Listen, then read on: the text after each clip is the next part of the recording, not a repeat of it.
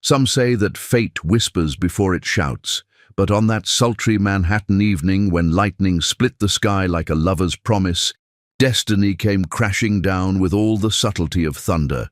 Lily Morris pressed her back against the marble pillar of the Orton Grand Hotel, her 25-year-old heart hammering as another flash of lightning illuminated the storm-darkened street. The silk blouse she'd borrowed from her roommate clung to her skin, soaked through from her desperate sprint across 3 city blocks. The catering event at the Penthouse Gallery had run late, and now she was trapped in the most expensive hotel lobby in Manhattan, looking like a drowned cat while surrounded by crystal chandeliers and women who probably spent more on their shoes than Lily made in a month. Perfect, she whispered to herself, pushing wet curls away from her face. Just perfect. She'd known taking this catering gig was risky. Elite Manhattan art gallery events weren't exactly her usual territory, but the pay was too good to refuse, and her grandmother's medical bills weren't going to pay themselves. Now she was stranded without an umbrella, watching sheets of rain cascade down the floor-to-ceiling windows like liquid silver. The hotel lobby was a study in understated luxury, all warm marble, soft lighting, and that particular hush that money could buy. A few well-dressed guests moved through the space with the unhurried confidence of people who'd never worried about cab fare or whether their phone bill would bounce. Lily felt painfully out of place, but the alternative was getting struck by lightning, so she pressed herself deeper into the shadows and hoped no one would notice the soaking wet caterer lurking by the entrance. That's when she saw him. Jared Orton emerged from the private elevator like something out of a dream, or maybe a very dangerous fantasy. At 38, he possessed the kind of masculine beauty that stopped conversations and made smart women do foolish things. His dark hair was slightly mussed, as if he'd been running his fingers through it, and his white dress shirt was open at the collar, revealing a tantalizing glimpse of the strong throat that had graced the cover of Forbes magazine just last month. He moved with the fluid grace of a man completely comfortable in his own skin, completely unaware of the way every woman in the lobby had suddenly found reasons to linger. Lily couldn't breathe. She'd seen his picture in magazines, of course. Every woman in New York had seen Jared Orton's picture. The tragically widowed billionaire with eyes like storm clouds and a smile that could launch 1,000 fantasies. But photographs had done nothing to prepare her for the raw magnetism of his presence, the way he seemed to command space without effort, the dangerous kind of male beauty that made sensible women forget their own names. He was walking toward the entrance, toward her, and Lily realized with growing horror that her hiding spot was directly in his path. She tried to make herself smaller, but there was nowhere to go that wouldn't involve running across the marble floor like a startled deer. Another flash of lightning lit up the lobby, followed immediately by a crack of thunder so loud it seemed to shake the very foundations of the building. The lights flickered, someone gasped, and in that moment of electrical chaos, Jared Orton looked directly at her. Their eyes met across 20 feet of marble and money, and Lily felt lightning shoot through her veins that had nothing to do with the storm raging outside. His gaze was intense, penetrating, the kind of look that seemed to see straight through pretense to the woman beneath. For a heartbeat that felt like forever, they simply stared at each other, the billionaire prince and the soaking wet caterer, while the storm raged around them. Then the lights went out completely. Emergency lighting kicked in immediately, casting everything in a soft, intimate glow. But in that moment of darkness, Lily panicked. She pushed away from the pillar and took a step toward what she hoped was the ladies' room, somewhere she could hide until the storm passed and the lights came back on.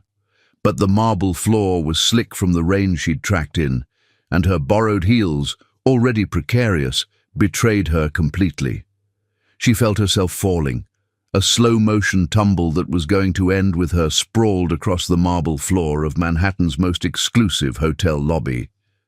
She closed her eyes and braced for impact and humiliation.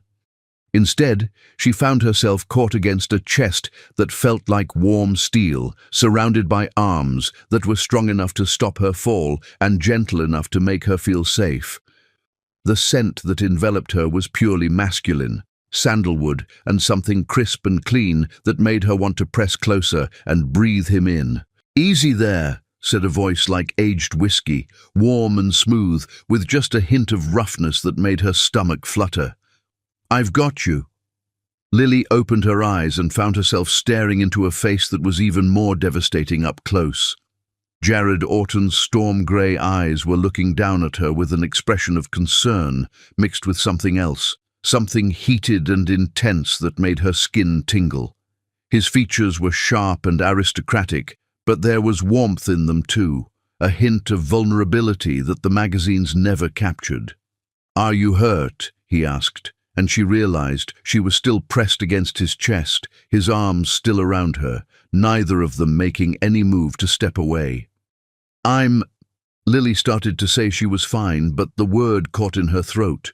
She wasn't fine. She was drowning in the storm-grey depths of his eyes, lost in the feeling of being held by this beautiful, dangerous man who looked at her like she was something precious instead of a dripping wet disaster. "You're soaked," he said softly, one hand coming up to brush a strand of wet hair away from her face. The touch was gentle, almost reverent, and Lily felt heat bloom everywhere his fingers had been. "The storm," she managed to whisper, proud of herself for forming actual words. "I got caught in the storm." "So I see." His mouth curved into a smile that was absolutely lethal, the kind of smile that could make a woman forget her own moral code. "Lucky for me." Lucky.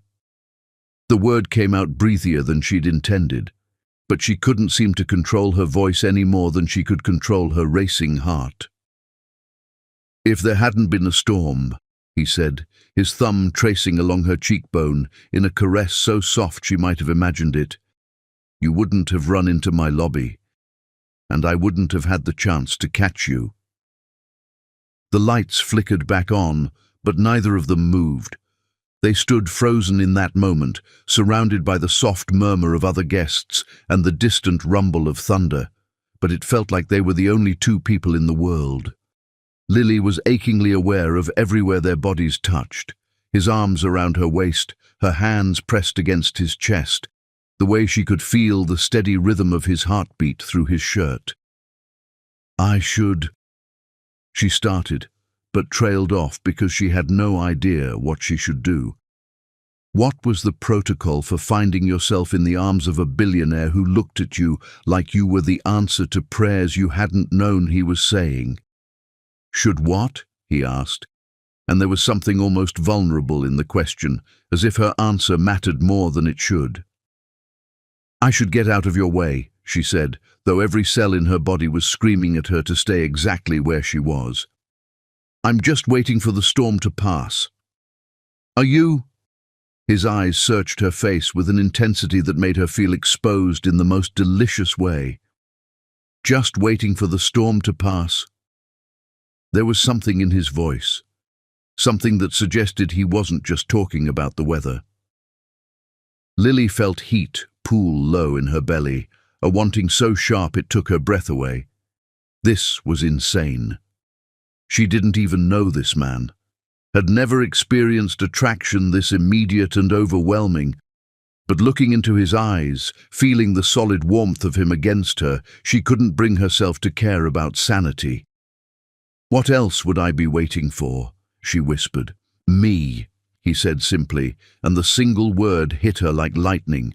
"You could be waiting for me." The admission hung between them, raw and honest and completely insane. Lily knew she should laugh it off, should step away from this beautiful, dangerous man and his beautiful, dangerous words.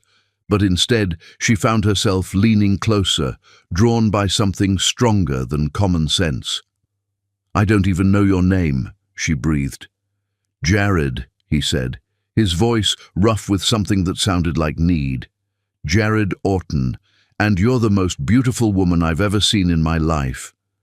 Heat flooded through her at the raw honesty in his voice. "I'm Lily," she managed. "Lily Morris, and I think you might be dangerous." His smile was pure sin. "I think you might be right."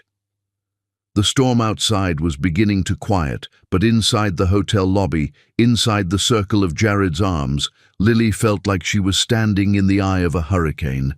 Everything about this moment felt charged with possibility, heavy with the kind of attraction that could change everything. "The storm's passing," she said, though she made no move to step away. "Is it?" Jared's eyes never left her face. "Because I feel like mine is just beginning." And as thunder rolled across Manhattan one more time, Lily Morris realized that her carefully ordered life had just been struck by lightning, in the form of a man who looked at her like she was magic itself. She should run. She should definitely run. Instead, she stayed exactly where she was, caught in the storm of Jared Orton's eyes, and let herself fall. Chapter 2. Forbidden Desires. 3 days after the storm, Jared Orton discovered that a woman could haunt a man's dreams without even knowing his last name. He stood at the floor-to-ceiling windows of his penthouse office, watching the city stretch endlessly below, but all he could see were storm-dark eyes and rain-soaked curls. Lily Morris. Even her name was like music, something lyrical and warm that rolled off his tongue like a prayer. He'd replayed their encounter 1,000 times, remembered every detail, the way she'd felt in his arms, the breathless catch in her voice when she'd said his name, the electricity that had arced between them like a living thing. He was losing his mind. "Sir?" His assistant, Sebastian Sterling, appeared in the doorway, immaculate as always in his perfectly tailored suit. Sebastian had been his best friend since Harvard, the only person who could read Jared's moods like a book, and the only one brave enough to call him on his bullshit. "The quarterly reports you requested." Jared didn't turn around. "Sebastian, have you ever met someone who completely altered your understanding of the universe in the span of 5 minutes? There was a pause. "Are we talking about the woman from the hotel lobby? The one you've been brooding about for 3 days straight?" "I don't brood," Jared said automatically. "You're literally staring out the window with the expression of a man contemplating the meaning of life. That's brooding." Sebastian set the reports on the desk and moved to stand beside his friend. "What's really going on here, Jared? You meet beautiful women every day. Hell, Celeste Beaumont has been throwing herself at you for months." At the mention of his late wife's sister, Jared's jaw tightened. Celeste had been relentless in her pursuit since Maria's death 5 years ago, convinced that marrying her would somehow honor Maria's memory. The truth was, Celeste reminded him of everything he'd lost, everything he could never have again. She was beautiful, sophisticated, exactly the kind of woman he was supposed to want. She was nothing like Lily Morris. "This is different," Jared said quietly. "Different how?" "She looked at me like I was just a man," Jared admitted. "Not a portfolio, not a business opportunity, not a way to climb the social ladder, just a man." Sebastian's expression softened with understanding. "And that terrifies you." "Shouldn't it?" Jared turned away from the window, running a hand through his dark hair. "I buried my heart with Maria. I made peace with that. I built a good life on that foundation. And then this woman, this complete stranger, crashes into my arms, and suddenly I'm feeling things I swore I'd never feel again." "Maybe that's not such a terrible thing," Sebastian said gently. "Maria wouldn't want you to spend the rest of your life alone, Jared. She loved you too much for that." The mention of his late wife sent the familiar pang through Jared's chest, but for the first time in 5 years, it wasn't accompanied by crushing guilt. Maria had been his college sweetheart, his first love. His wife of 8 years before cancer took her far too young. He'd loved her with the uncomplicated devotion of youth, and when she died, he'd been certain that kind of love only came once in a lifetime.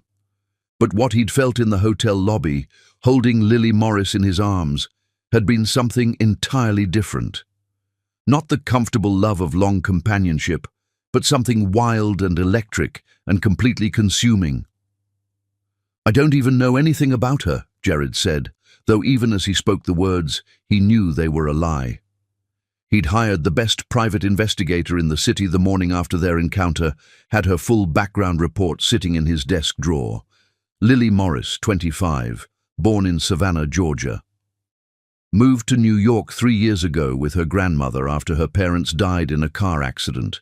Worked multiple jobs to support her family, including evening shifts with a high-end catering company, the same catering company that serviced his hotels.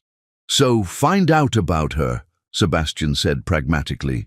"You own half of Manhattan, Jared. How hard could it be to arrange another meeting?" As if summoned by their conversation, Jared's private phone buzzed with a text from Marcus, his head of security. 3 days of discreet investigation had finally paid off. Located her. Prestige Cleaning Services. She works the penthouse rotation on Tuesdays and Fridays. Currently scheduled for your building tonight. Jared's pulse quickened. "She's here," he said, more to himself than to Sebastian. "Who's here?"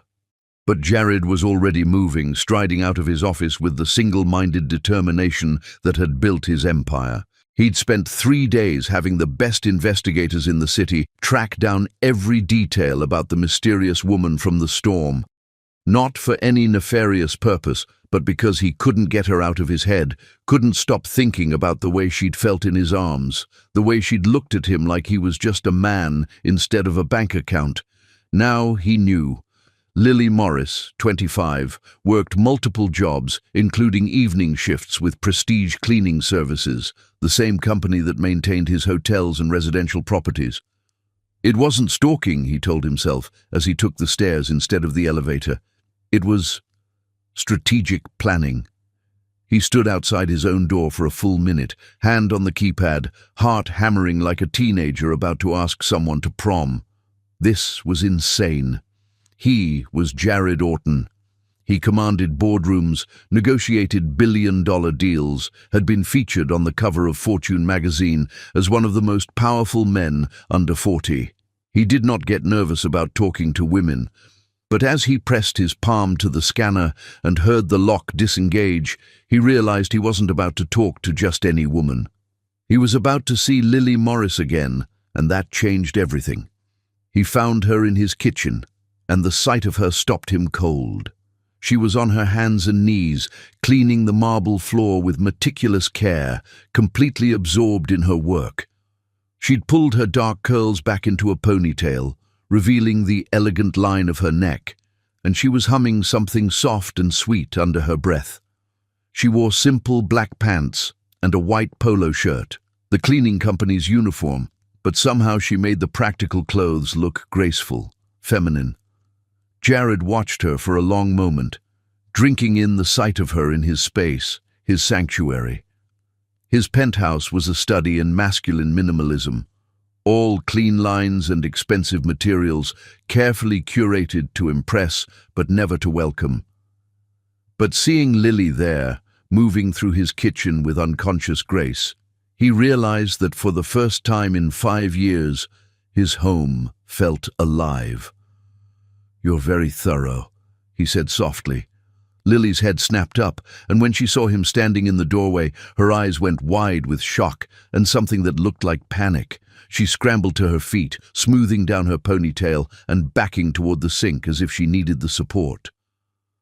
"Mr. Orton," she breathed, and the way she said his name sent heat shooting straight through him. "I'm so sorry. I didn't know you were here. The concierge said the penthouse was empty and—" "It's fine," he said quickly, stepping into the kitchen and immediately regretting it as her intoxicating scent, something like jasmine and vanilla, surrounded him. "I live here, obviously. I just wasn't expecting— I didn't know you worked for the cleaning company." A flush crept up her neck. "It's my evening job," she said, and he could hear the defensive note in her voice. "I work for Prestige Cleaning Services 3 nights a week. Is that going to be a problem?" "Why would it be a problem?" "Because—" She gestured between them, encompassing the marble countertops, the view of Central Park, the obvious wealth surrounding them. Because you're you and I'm me, and this is awkward enough without adding employer-employee dynamics to it. Jared moved closer, drawn by something stronger than common sense. What's awkward about it? Lily stared at him as if he'd asked why water was wet. You're asking me what's awkward about the fact that I'm cleaning your kitchen 3 days after you? She trailed off, color flooding her cheeks. After I what? He pressed, though he knew exactly what she was thinking. After I held you like I never wanted to let you go. After I looked at you like you were the answer to every question I'd never known how to ask. After you caught me, she finished quietly. Is that what I did? Jared was close enough now to see the gold flecks in her dark eyes, close enough to catch the subtle tremor in her hands as she gripped the edge of the counter. Caught you? You know what I mean, she whispered. I know what you said, he replied, his voice dropping to match hers. But I don't think catching is the right word for what happened between us. The air between them crackled with the same electricity that had coursed through the hotel lobby during the storm. Lily's breathing had quickened, and Jared could see the rapid flutter of her pulse at the base of her throat.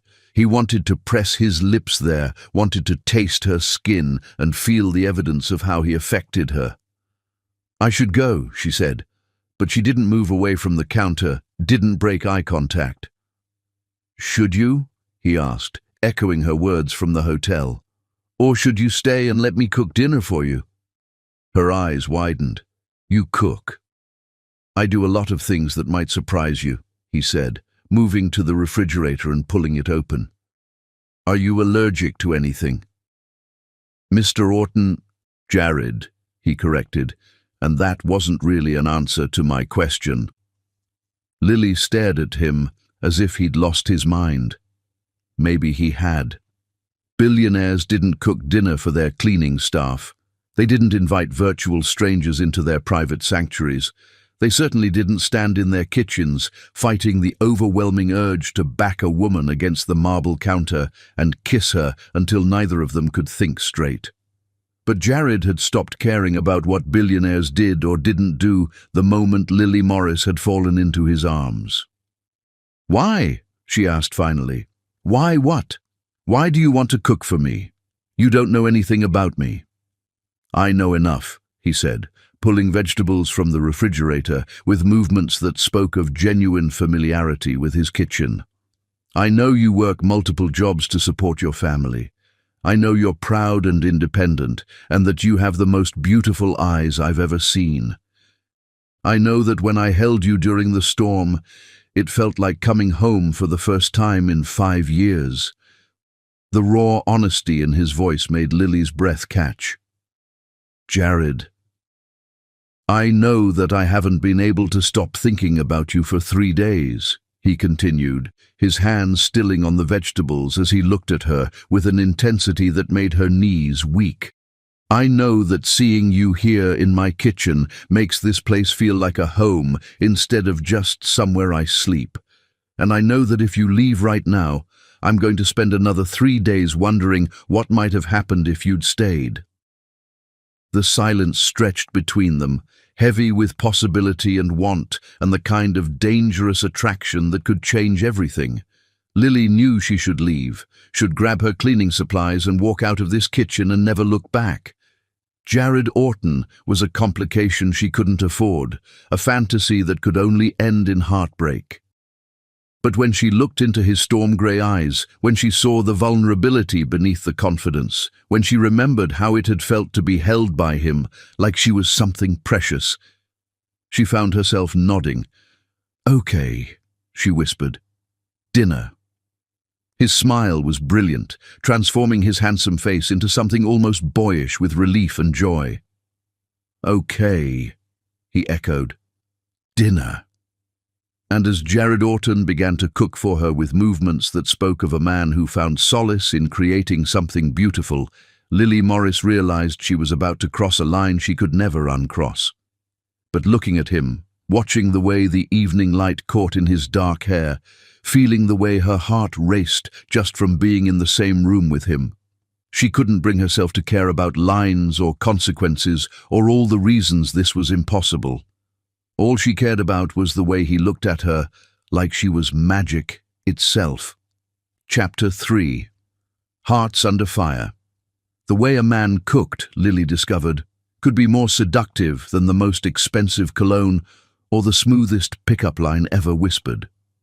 She sat perched on a bar stool at Jared's kitchen island, watching in fascination as he moved around his state-of-the-art kitchen with the fluid confidence of someone who genuinely loved what he was doing.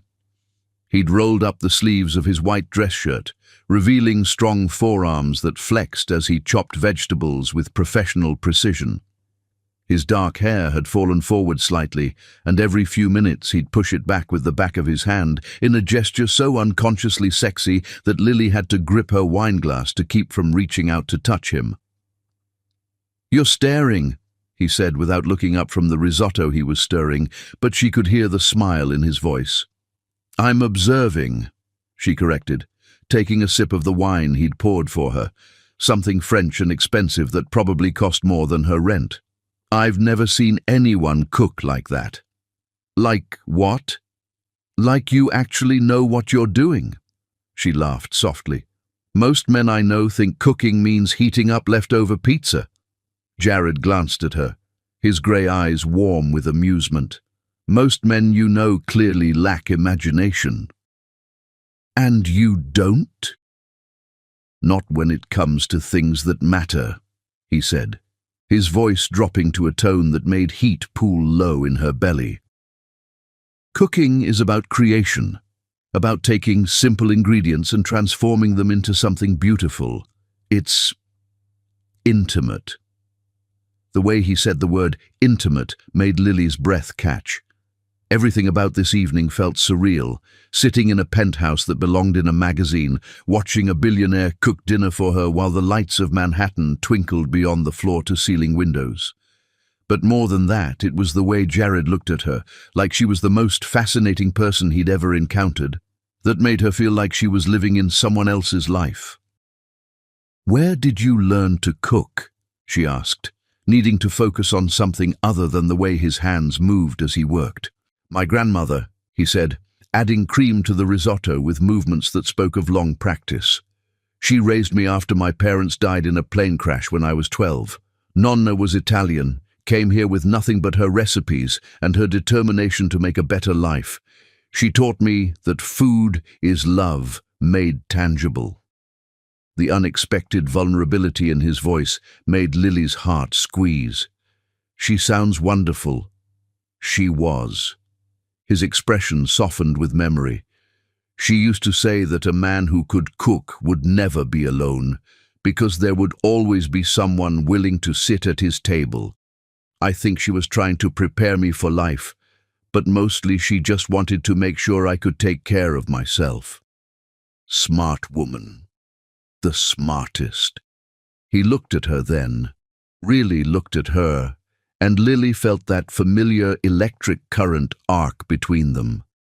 "What about you? Who taught you about love?"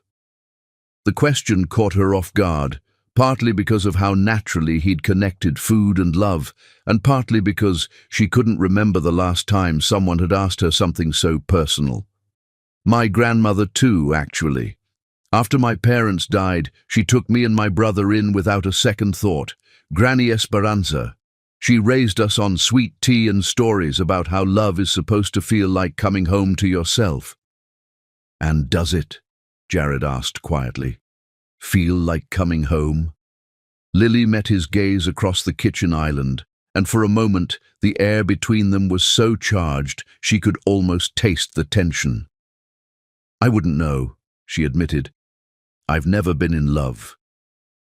Something flickered in Jared's silver-flecked eyes. Surprise, maybe, or something deeper. "Never?" "I thought I was once," she said, surprised by her own honesty. "But looking back, I think I was more in love with the idea of being in love than with the actual person." Jared turned off the heat under the risotto and moved around the island until he was standing directly in front of her. This close, she could see the flecks of silver in his grey eyes, could smell his cologne mixed with the warm scent of cooking. What happened? He left me for someone with a trust fund and a Hamptons house, Lily said, trying for lightness, but hearing the old hurt creep into her voice anyway. Apparently, love wasn't enough to overcome the fact that I worked 3 jobs and lived in a studio apartment in Queens. Jared's jaw tightened, and something dangerous flashed in his eyes. He was an idiot. Was he? Lily challenged. Or was he just practical?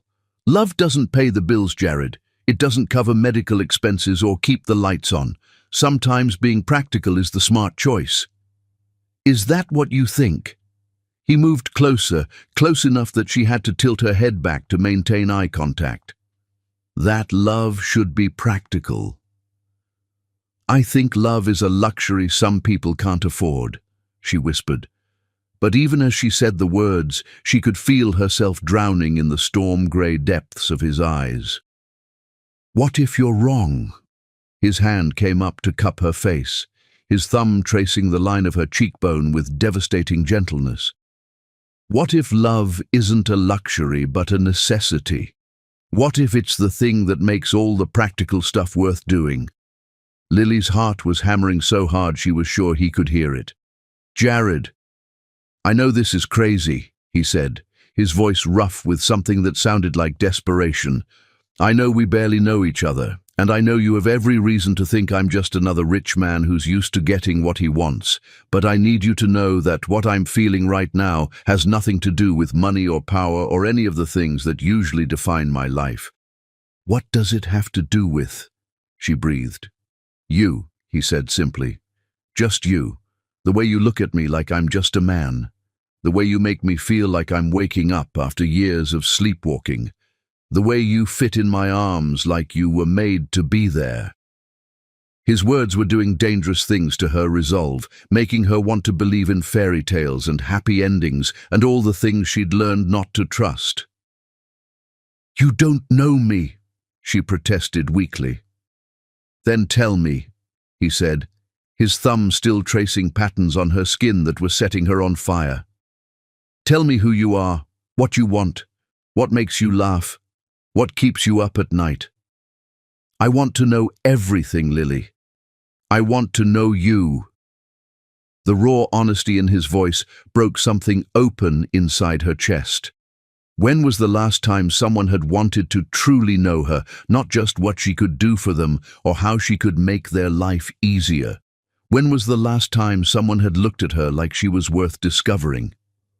I want to own my own catering business, she found herself saying. Something small and personal, where I can create beautiful food for people's most important moments. I want to make enough money that my grandmother doesn't have to choose between her medications and her groceries. I want to fall asleep someday without worrying about whether my bank account will cover tomorrow's expenses. What else? He prompted softly. I want to travel, she continued, surprising herself with how easily the words came. I want to see the places my parents used to tell me about before they died. I want to taste real gelato in Italy and watch the sunrise over the pyramids and dance in the streets of Barcelona until my feet hurt. And love? Jared asked. What do you want love to feel like? Lily looked into his eyes, and the answer came from somewhere so deep she hadn't even known it existed. Like lightning, she whispered. Bright and dangerous and impossible to ignore. Like something that changes you forever, even if it destroys you in the process. Jared's eyes darkened, and his hand tightened on her face. Lily. The risotto's going to burn, she said desperately, needing to break the spell before she did something irreversible. I don't care about the risotto, he said, his voice rough with want. You should. You worked hard on it.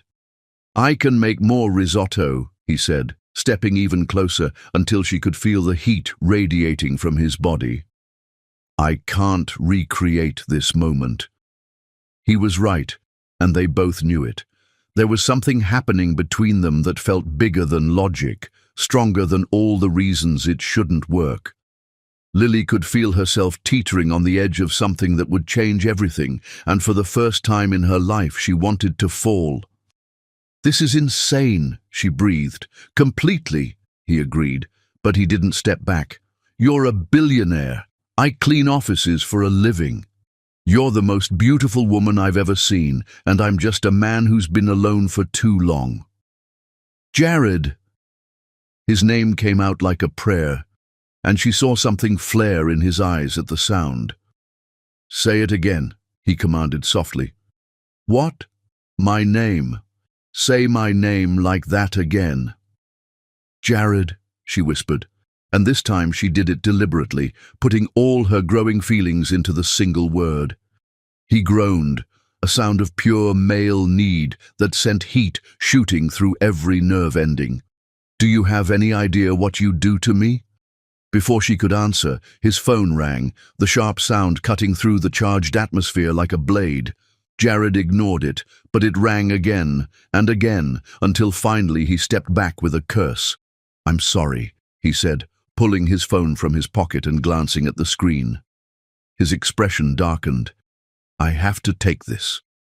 Lily watched as he answered the call, his voice immediately shifting into the crisp, authoritative tone of a man used to handling crises. She couldn't hear the other side of the conversation, but she could see the tension in his shoulders, the way his free hand raked through his hair. "When?" he was saying. "How bad?"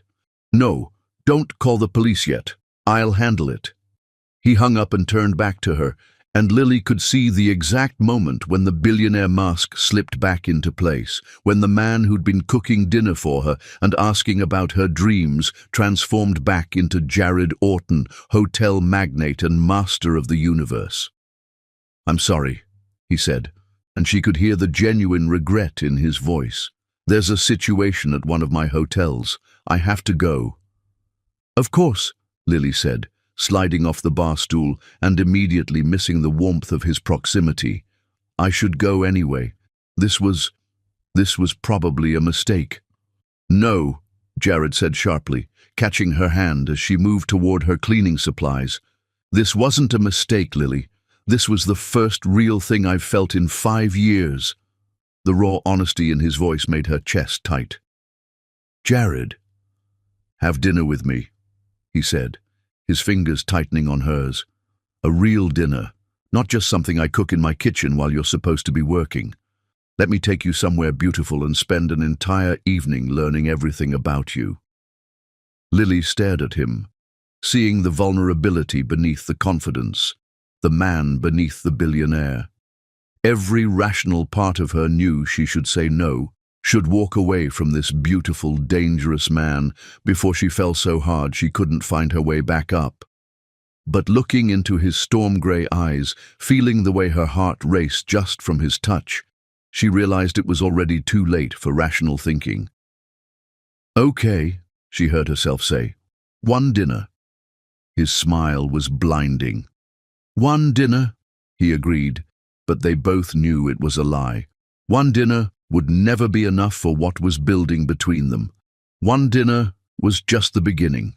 As Lily gathered her things and headed for the door, she could feel Jared's eyes on her, could feel the weight of possibility and promise in the air between them.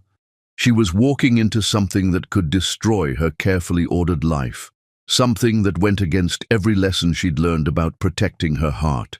But for the first time in her 25 years, Lily Morris was ready to play with fire.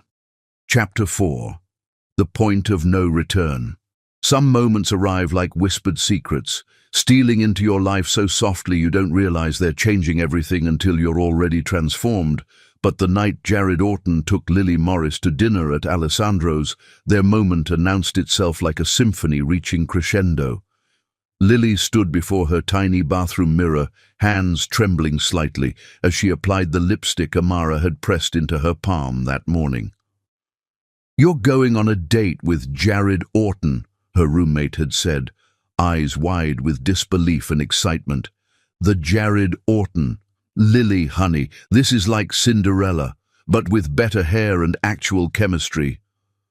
But looking at her reflection now, Lily felt more like Alice tumbling down the rabbit hole than any fairy tale princess. She'd chosen her one good dress, a simple black number she'd found at a consignment shop, elegant in its simplicity, but nothing compared to the designer gowns she'd seen on the women in Jared's usual orbit. Her dark curls fell in soft waves around her shoulders, and her grandmother's vintage pearl earrings were her only jewelry. But when she looked in the mirror, she saw something she'd never seen before, a woman ready to take a leap of faith. The knock on her door came at exactly 8 o'clock because Jared Orton was apparently the kind of man who considered punctuality a virtue. Lily took a deep breath, smoothed her dress one last time, and opened the door, and forgot how to breathe. If she'd thought Jared was stunning in a business suit, it was nothing compared to how he looked in dark jeans and a charcoal cashmere sweater that hugged his broad shoulders like a second skin. His dark hair was slightly tousled, as if he'd been running his fingers through it, and when he looked at her, his pewter eyes heated with something that made her knees weak. "You're beautiful," he said simply, his voice rough with something that sounded like awe. "Thank you," she managed, proud that her voice came out steady despite the way her heart was racing. "You look... wow." His smile was slow and devastating. "Wow, works for me." The restaurant Alessandro had chosen was like something out of a dream, a tiny Italian place tucked away in the village, with candle-lit tables and brick walls covered in trailing ivy.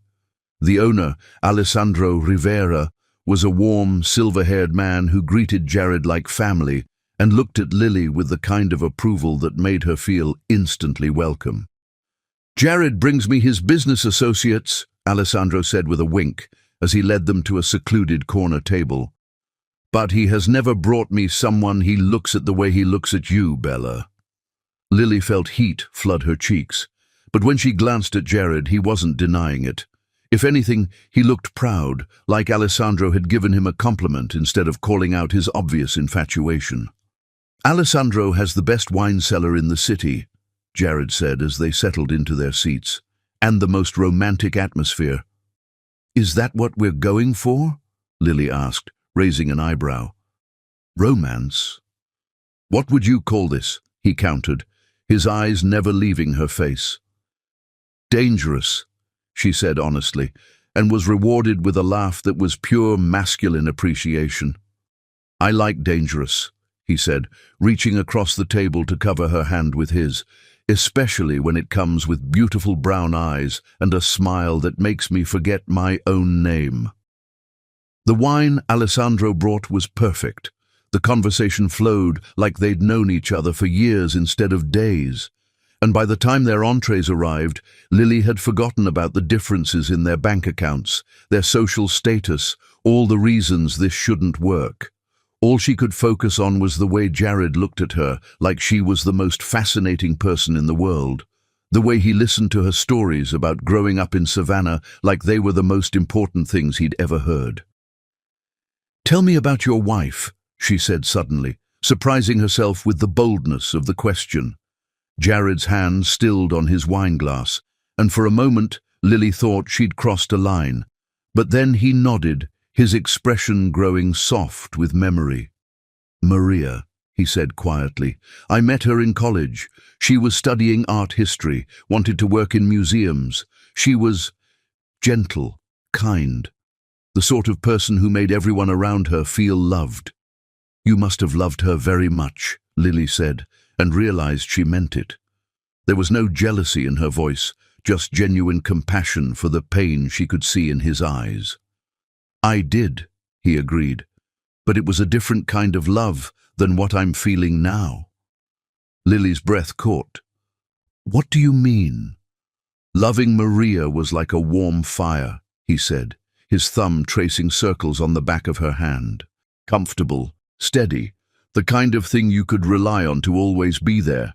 What I feel when I look at you." He paused, searching for words. "It's like lightning, Lily, bright and dangerous and completely unpredictable.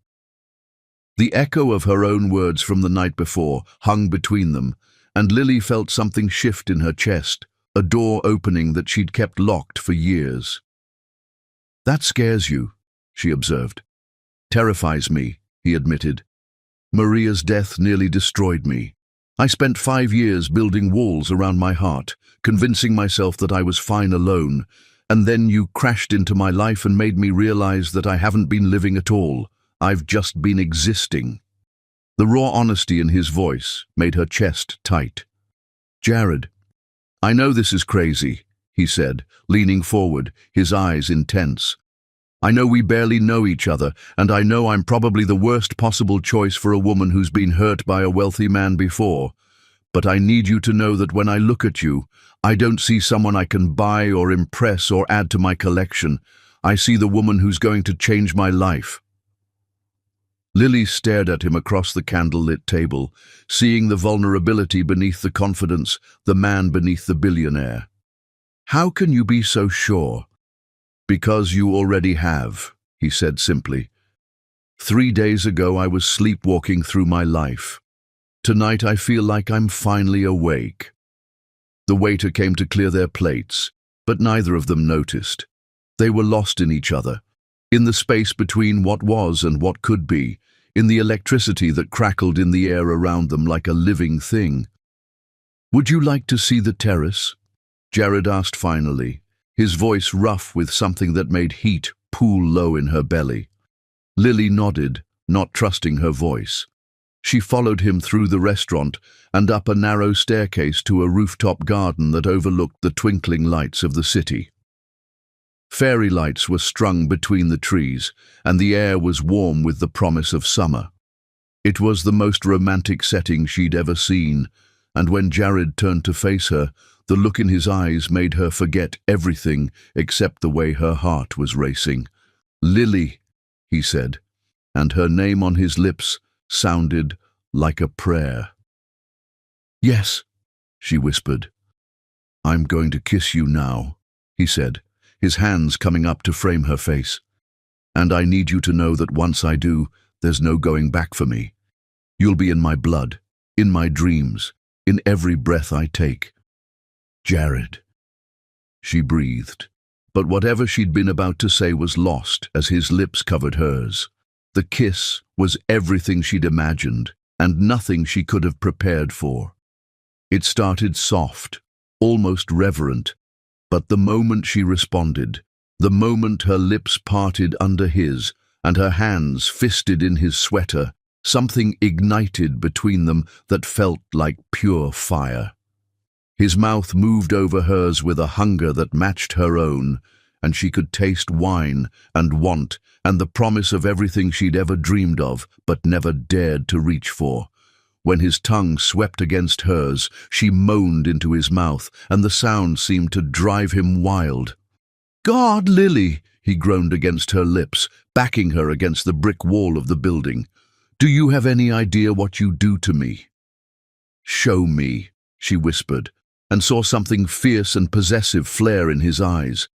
His mouth claimed hers again, harder this time, more demanding, and she met him kiss for kiss, touch for touch, need for need.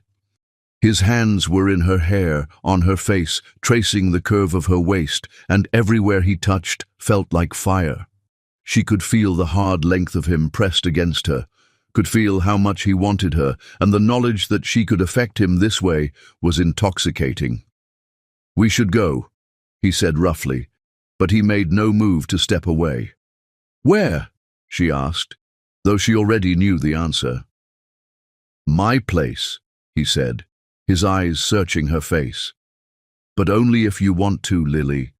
Only if you're sure." She looked into his storm-grey eyes, saw the want and the vulnerability and the man who'd been alone for too long, and realized she'd never been more sure of anything in her life. "I want to," she said simply. The ride back to his penthouse was a study in restraint. They sat in the back of his car, hands clasped, stealing glances at each other like teenagers sneaking kisses behind the bleachers. But there was nothing teenage about the heat that radiated between them. Nothing innocent about the way Jared's thumb traced circles on her palm or the way Lily's breath caught every time he looked at her. His penthouse looked different in the evening light, softer, more intimate, like a sanctuary instead of a showpiece. He led her to the living room, where floor-to-ceiling windows offered a breathtaking view of the city lights, but all Lily could see was the man standing before her, looking at her like she was something precious and rare. "Are you sure?" he asked one more time, and she could hear the barely controlled need in his voice. Instead of answering with words, she reached up and kissed him, putting all her feelings into the contact of lips and tongue and breath. He responded immediately, his arms coming around her like he never wanted to let her go, and she realized that this moment, this man, this feeling, was what she'd been waiting for her entire life. When he lifted her in his arms and carried her to his bedroom, she felt like she was floating. When he laid her gently on his bed and looked down at her with eyes that burned with love and want and reverence, she felt like the most beautiful woman who'd ever lived. And when he made love to her with a tenderness that brought tears to her eyes and a passion that set her soul on fire, she realized that everything she'd thought she knew about herself, about love, about what was possible, had been just a pale shadow of the truth. Afterward, as they lay tangled together in the moonlight streaming through his windows, Jared traced lazy patterns on her bare shoulder and whispered words of love and promises of forever that she wanted desperately to believe. "This changes everything," he said softly, pressing a kiss to her temple. "I know," she whispered back, and realized that for the first time in her life, she wasn't afraid of change. She was afraid of losing this, losing him, losing the way he made her feel like she could conquer the world as long as he was beside her. But that fear was for tomorrow. Tonight, she was exactly where she belonged, in the arms of the man who'd caught her when she fell and had been holding her ever since. Chapter 5. Love in the Spotlight.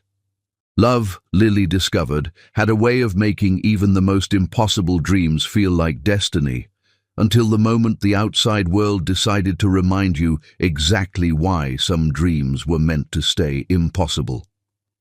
She woke up in Jared's arms on what felt like the most perfect morning of her life, sunlight streaming through the floor-to-ceiling windows of his penthouse bedroom like a golden benediction. He was still sleeping, his dark hair tousled against the pillow, his strong features relaxed in a way they never were during his waking hours.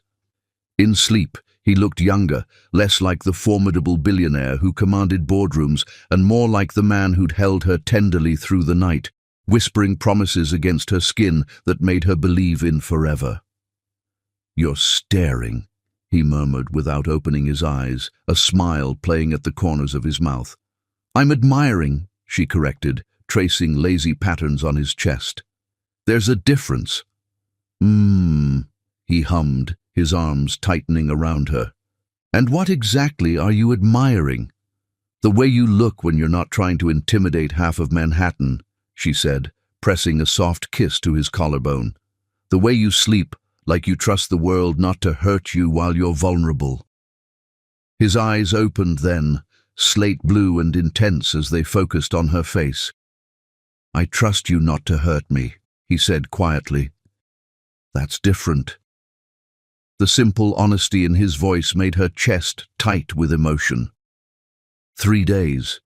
They'd been together for 3 days, and already she couldn't imagine her life without him in it. He'd rearranged his schedule to spend time with her, had dinner sent up to his penthouse every evening so they could eat together after her cleaning shifts, made love to her like she was something precious and rare. It was perfect. Too perfect. "I have to go," she said reluctantly, glancing at the clock on his nightstand. "I'm covering a shift at the coffee shop this morning, and then I have that catering gig tonight." Jared's expression darkened slightly. "Cancel it." "The catering gig?" Lily raised an eyebrow. "I can't just cancel, Jared. People are depending on me." "I'm depending on you too," he said, his hand sliding up to cup her face. "Stay with me today. Let me take you somewhere beautiful, show you how the other half lives." "I am the other half," she reminded him gently. "I can't just abandon my responsibilities because we're whatever this is." "What this is," he said firmly, "is the beginning of the rest of our lives. And I want to show you off, Lily. I want the whole world to know that you're mine." The possessiveness in his voice should have annoyed her, but instead it sent heat shooting through her veins. The way Jared looked at her, touched her, claimed her, it made her feel like the most desirable woman alive. But underneath the heady rush of being wanted so intensely, a small voice of caution whispered warnings she wasn't ready to hear. "The whole world?" she asked carefully. "Well, maybe we'll start with just the philanthropic elite of Manhattan," he said with a grin that was equal parts boyish charm and devastating sensuality. "There's a charity masquerade ball tonight. Very exclusive, very glamorous. I want you there with me." Lily's heart skipped. "Jared, I can't. I don't have anything appropriate to wear to something like that, and I've never—" "I'll take care of everything," he said, silencing her protests with a kiss that made her forget her own name. "Dress, shoes, jewelry, whatever you need. I want to dance with you under crystal chandeliers and show everyone in the room that I'm the luckiest man alive." The romantic picture he painted was tempting, but the practical part of her, the part that had learned to be cautious about gifts from wealthy men, was sending up red flags. "I can't let you buy me clothes, Jared. That's too much." "It's not enough," he said fiercely. "Nothing could be enough for what you've given me." Before she could argue further, his phone rang, the same sharp, insistent sound that had interrupted their dinner that first night. Jared ignored it, but when it rang again, he sighed and reached for it. "What?" he answered curtly, and Lily could see the exact moment when he shifted from lover to billionaire. "When? How did they—" "No, don't comment. I'll handle it." He hung up and ran a hand through his hair, his expression grim. "What's wrong?" Lily asked, sitting up and pulling the sheet around herself. "Nothing for you to worry about," he said, but she could see the tension in his shoulders, the way his jaw had tightened. "Jared." He looked at her then, and she saw something in his eyes that made her stomach clench with unease. "Someone took pictures," he said finally, "of us, at the restaurant the other night." Lily felt the blood drain from her face. "Pictures? They're calling you my mystery woman," he said, reaching for his phone and showing her the screen. "Look, it's not that bad." But Lily was staring at the gossip blog headline with growing horror. "Billionaire bachelor Jared Orton spotted with mystery brunette, new love or another fling." The photos were grainy but clear enough. Jared's hands in her hair as he kissed her on the restaurant terrace, the two of them gazing at each other over dinner with obvious intimacy. She looked beautiful in the pictures, radiant with happiness, but all she could think about was her grandmother seeing these, her co-workers, everyone she knew discovering that she was involved with one of the most powerful men in the city. "This is bad," she whispered. "It's just gossip," Jared said firmly. "It'll blow over in a few days. These people always move on to the next story." But even as he said it, his phone was ringing again and again. And when he finally answered, Lily could hear the sharp feminine voice on the other end, even from across the room. "Jared, darling, what is this nonsense I'm reading online? Who is this woman, and why are you making such a spectacle of yourself?" Jared's expression went carefully blank. "Hello, Celeste." Celeste. Even though Lily had never met Jared's former sister-in-law, she'd heard enough to know that Celeste Beaumont was everything Lily wasn't. Old money, perfectly polished, the kind of woman who belonged in Jared's world. "Don't hello Celeste me," the voice continued, sharp with displeasure. "The Worthington charity ball is tonight, and I've already told everyone I'm attending as your guest. You cannot possibly be planning to bring some random woman instead of me. Lily watched Jared's face carefully, saw the exact moment when he made his decision. His jaw set, his eyes hardened, and when he spoke, his voice carried all the authority of a man who owned half of Manhattan. "Celeste, I'm going to say this once, and I want you to listen carefully. I will be attending tonight's ball with Lily Morris, the woman I'm in love with. She's not random, she's not temporary, and she's not up for discussion. If you have a problem with that, you're welcome to find other plans for the evening." The silence on the other end of the line was deafening. Then, "You can't be serious. Jared, think about what you're doing. Think about Maria. She would want you to be with someone suitable, someone who understands your world." "Maria would want me to be happy," Jared said quietly, but there was steel underneath the calm. "And Lily makes me happier than I've been in 5 years. He hung up without waiting for a response, but Lily could see the tension radiating through his body. When he turned back to her, his expression was apologetic but determined. "I'm sorry you had to hear that," he said. "Celeste has trouble accepting that the world doesn't revolve around her wishes." "She's not wrong, though," Lily said quietly. "I don't understand your world, Jared. I don't belong at charity balls with Manhattan's elite. I'll embarrass you." "Never," he said fiercely, crossing to the bed and taking her hands in his. "You could never embarrass me, Lily. You're brilliant and beautiful and everything I never knew I was looking for." "But I'm not suitable," she said, echoing Celeste's words. "I work 3 jobs, Jared. I shop at thrift stores and eat ramen for dinner more nights than I care to admit. These people are going to take one look at me and know I don't belong. Then we'll show them that belonging isn't about money or bloodlines," he said, his thumbs tracing circles on her hands. "We'll show them that love matters more than any of that superficial bullshit." His conviction was intoxicating, but Lily had learned the hard way that love didn't always conquer all. Still, looking into his storm-grey eyes, seeing the determination and devotion there, she found herself nodding. "Okay," she whispered. "One charity ball." His smile was brilliant. "One charity ball," he agreed, though they both knew it was about so much more than that. 6 hours later, Lily stood in front of her bathroom mirror, wearing a dress that cost more than her rent and feeling like she was about to walk into battle. The personal shopper Jared had sent, an elegant woman named Isabella Romano, had transformed her into someone she barely recognized. The midnight blue gown hugged her curves perfectly, the jewelry sparkled like stars against her dark skin, and her hair had been swept into an elegant updo that made her look sophisticated and worldly. She looked beautiful, she looked expensive, she looked like she belonged in Jared's world.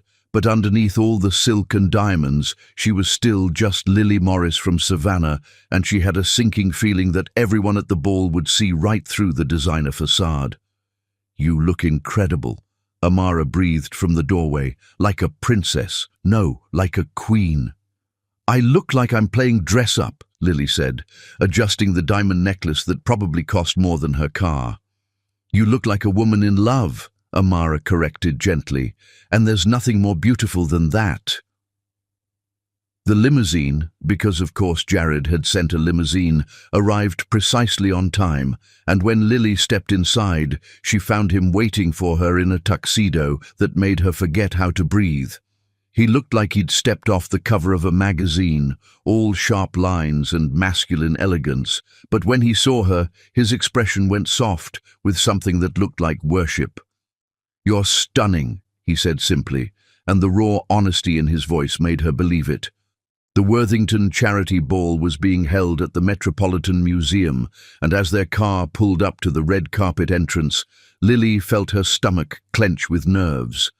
Photographers lined the steps, flashbulbs popping like strobe lights, and she could see the carefully orchestrated chaos of Manhattan high society in all its glory. "I can't do this," she said suddenly, her hand gripping Jared's arm. "Yes, you can," he said firmly, covering her hand with his.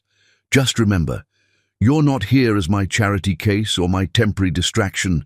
You're here as the woman I love, the woman who's changed my entire life. Hold your head high and let them see what I see when I look at you." The moment they stepped out of the car, the cameras went wild. Lily heard people calling Jared's name, saw the flash of photographers capturing every moment, felt the weight of hundreds of eyes assessing her, judging her, finding her wanting.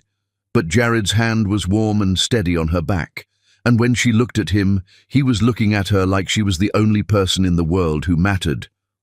"Mr. Orton, who's your date?" someone called out. "Lily Morris," Jared said clearly, his voice carrying across the chaos. "The most beautiful woman in New York." Inside the museum, the party was everything Lily had imagined and more. Crystal chandeliers cast sparkling light over elegantly dressed guests who moved through the galleries with the kind of casual confidence that came from never having to worry about money. The women wore gowns that cost more than most people's annual salaries, and the men commanded space with the easy authority of people who owned the world. And they were all staring at her. "Jared, darling," a voice called out, and Lily turned to see a woman approaching them with predatory grace. She was beautiful in the way that money could buy. Perfectly sculpted features, platinum blonde hair swept into an intricate chignon, wearing a white gown that probably cost more than Lily's car. Everything about her screamed old money and social position. Celeste Beaumont. It had to be. "Celeste," Jared said coolly, his arm tightening protectively around Lily's waist.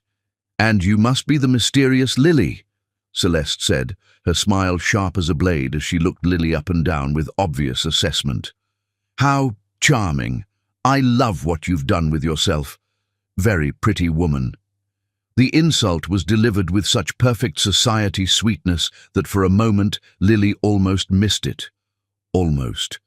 But the reference to the movie about a prostitute was unmistakable, and she felt heat flood her cheeks. "Celeste." Jared's voice was dangerous, a warning that made several nearby guests turn to look.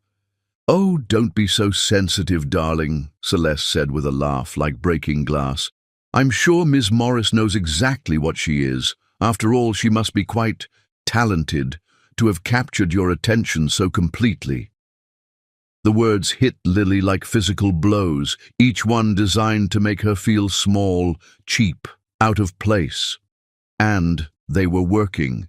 She could feel the curious stares of the other guests, could hear the whispered conversations that stopped when she walked by, could see the way some of the women looked at her like she was an interesting species of insect. "If you'll excuse us," Jared said coldly, guiding Lily away from Celeste's venomous smile. But the damage was done. For the rest of the evening, Lily felt like she was walking through a minefield. Every conversation was laced with subtle digs about her background. Every compliment felt backhanded.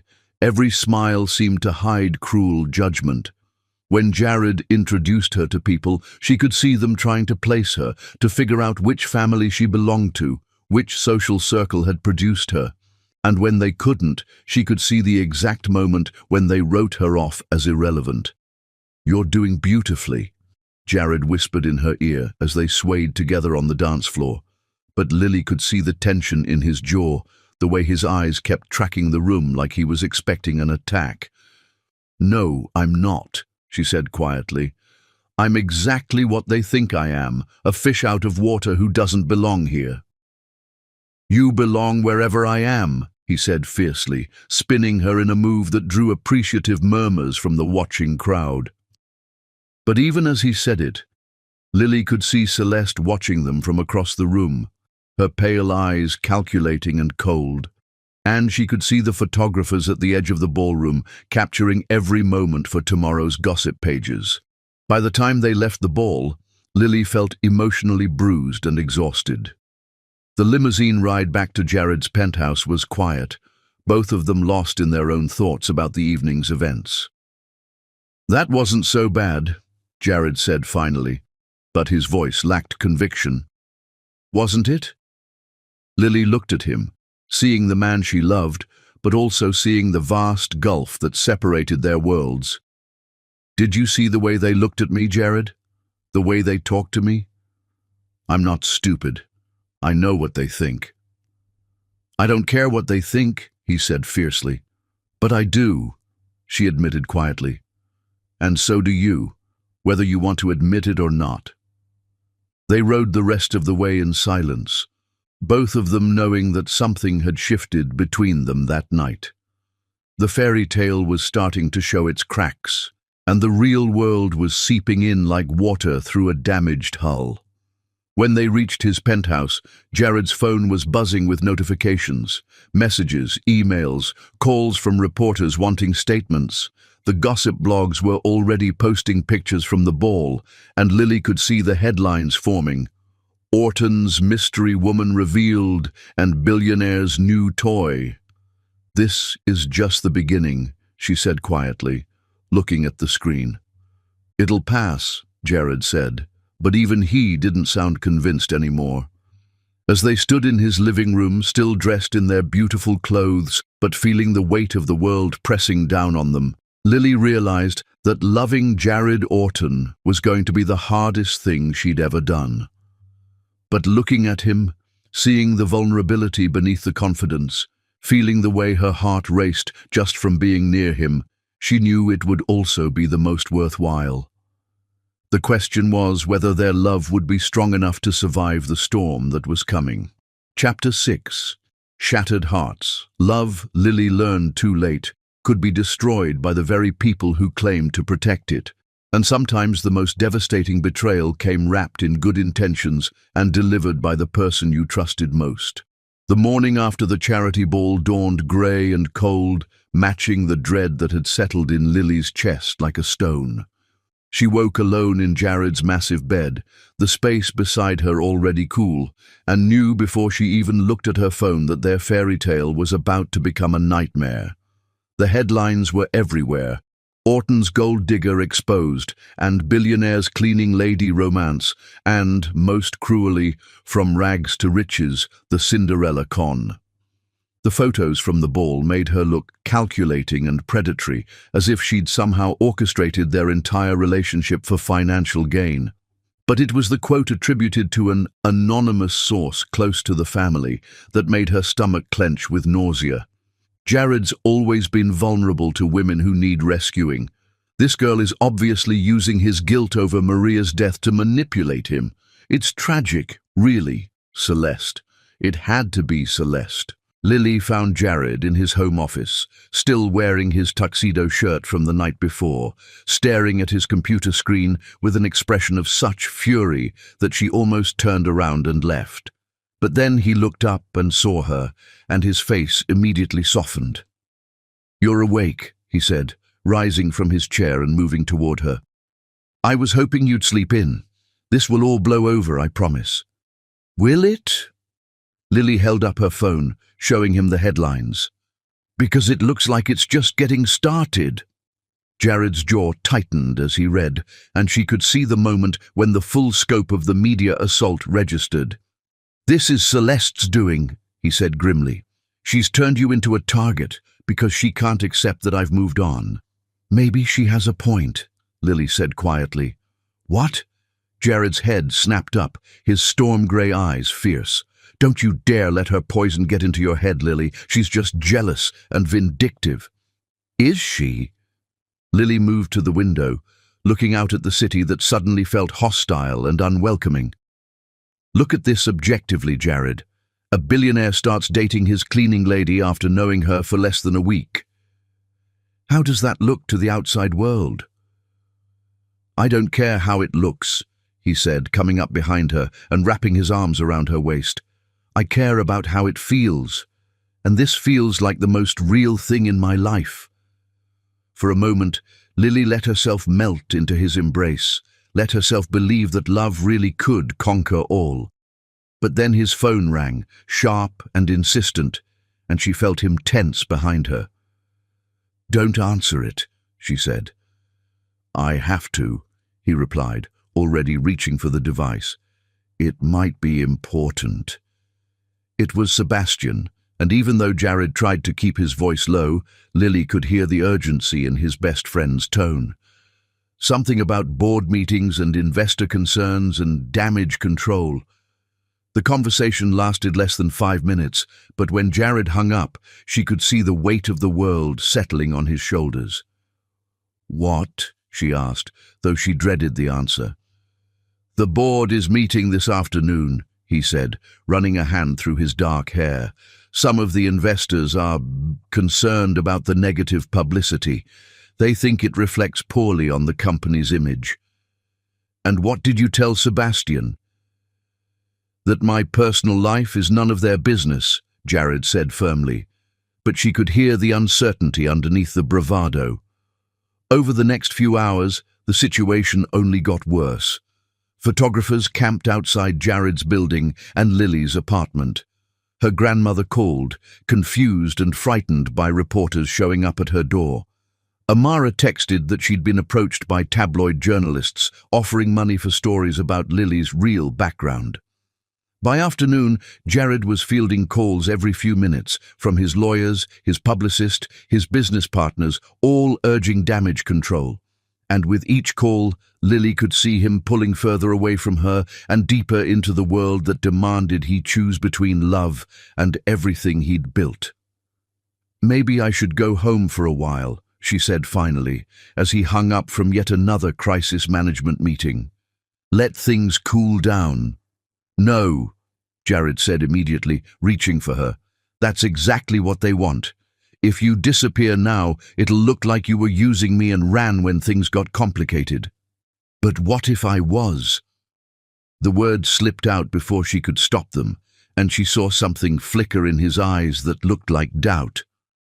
"What do you mean?" "I mean, maybe they're right, Jared. Maybe I am just a poor girl who got swept away by your money and your world. Maybe this whole thing is just a fantasy that was never going to work." "Don't say that," he said fiercely, gripping her shoulders. "Don't let them make you doubt what we have." But it was too late. The doubt was already there, poisoning everything she thought she knew about their relationship. Had she fallen in love with Jared the man, or with the security and luxury he represented?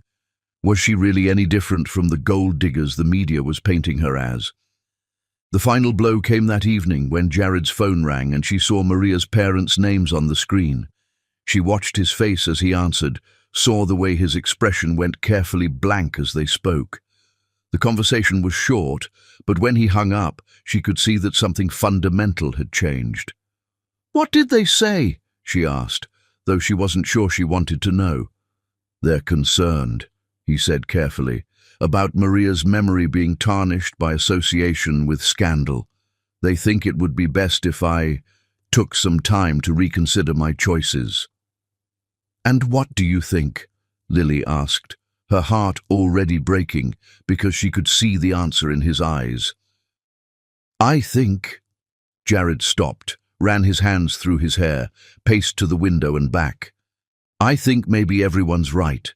Maybe I moved too fast, got too caught up in feelings I wasn't ready for. Maybe I put you in an impossible position." Each word hit her like a physical blow, but she forced herself to stand straight, to keep her voice steady. "What are you saying, Jared?" "I'm saying maybe we need to step back, take some time apart while things calm down. Let the media find a new story to obsess over." "Step back," she repeated numbly. "For how long?" "I don't know," he admitted, and the uncertainty in his voice was worse than outright rejection would have been. "A few weeks? A month? However long it takes for this to blow over." Lily stared at him, seeing the man she'd fallen in love with disappearing before her eyes, replaced by the cold, calculating billionaire who made decisions based on public perception and business concerns rather than matters of the heart. "I see," she said quietly. "So when things get difficult, when your world pushes back against our relationship, you want to hide me away until it's convenient to love me again." "That's not what I'm saying." "That's exactly what you're saying," she interrupted, surprised by the steadiness of her own voice. "You're saying that I'm not worth fighting for, that your reputation and your business and your dead wife's memory are all more important than what we have together." "Lily, please," he said, reaching for her. But she stepped back. "No," she said firmly. "Don't touch me. Don't make this harder than it already is." She could see the pain in his eyes, could see that this was tearing him apart too, but it didn't matter. He was choosing to let her go, choosing to prioritize everything else over their love, and that choice revealed everything she needed to know about where she really stood in his life. "I need you to know," she said, gathering what was left of her dignity around her like armor, "that what we had was real, at least for me. I didn't fall in love with your money or your status or what you could do for me. I fell in love with the man who cooked me dinner and held me during thunderstorms and looked at me like I was something precious." "You are precious," he said desperately. "Lily, you're everything to me." "No," she said, moving toward the door. "If I were everything to you, you'd fight for me. You'd tell your board and your investors and Maria's parents and the whole damn world that love matters more than their approval. But you're not going to do that, are you?" The silence that followed was answer enough. "I'll send someone for my things," she said, her hand on the doorknob. "Don't contact me again, Jared. When you're ready to choose love over fear, you know where to find me. But I won't be your secret shame or your temporary inconvenience." She walked out of his penthouse with her head held high. But by the time she reached the lobby, tears were streaming down her face. Outside, the photographers were still waiting, and their cameras flashed like lightning as she emerged onto the street. Miss Morris, any comment on your breakup? How much did Orton pay you to disappear? Was it all about the money?" Lily ignored them all, hailed a cab, and disappeared into the night, leaving behind the man who had shown her what love could feel like, and then taught her exactly how much it hurt when that love wasn't strong enough to overcome the world's cruelty. In his penthouse, Jared stood at the window watching her taxi disappear into traffic and realized he'd just made the biggest mistake of his life. But by then, it was too late to take it back.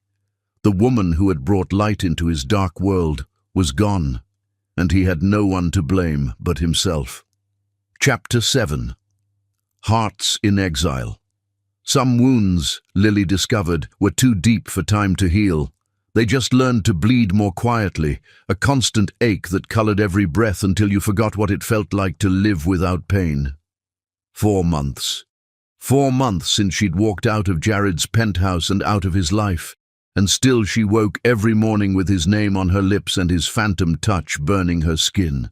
She'd thrown herself into work with the desperate intensity of someone trying to outrun her own heartbreak, taking on extra shifts, building her catering business with single-minded determination, anything to keep her hands busy and her mind occupied. It wasn't working. "You're going to burn yourself out," Amara said, watching Lily meticulously pipe frosting onto wedding cupcakes at 2 in the morning.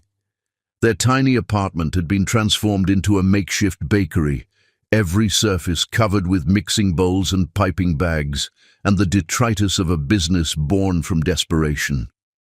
"I'm fine," Lily replied automatically, the same lie she'd been telling herself and everyone else for months. "Mrs. Henderson's daughter deserves perfect cupcakes for her wedding." "Mrs. Henderson's daughter deserves cupcakes made by someone who isn't slowly dying of heartbreak," Amara said gently. "Honey, when's the last time you slept more than 4 hours? When's the last time you ate an actual meal instead of just surviving on coffee and stubbornness?" Lily's hands stilled on the piping bag. The truth was, she couldn't remember.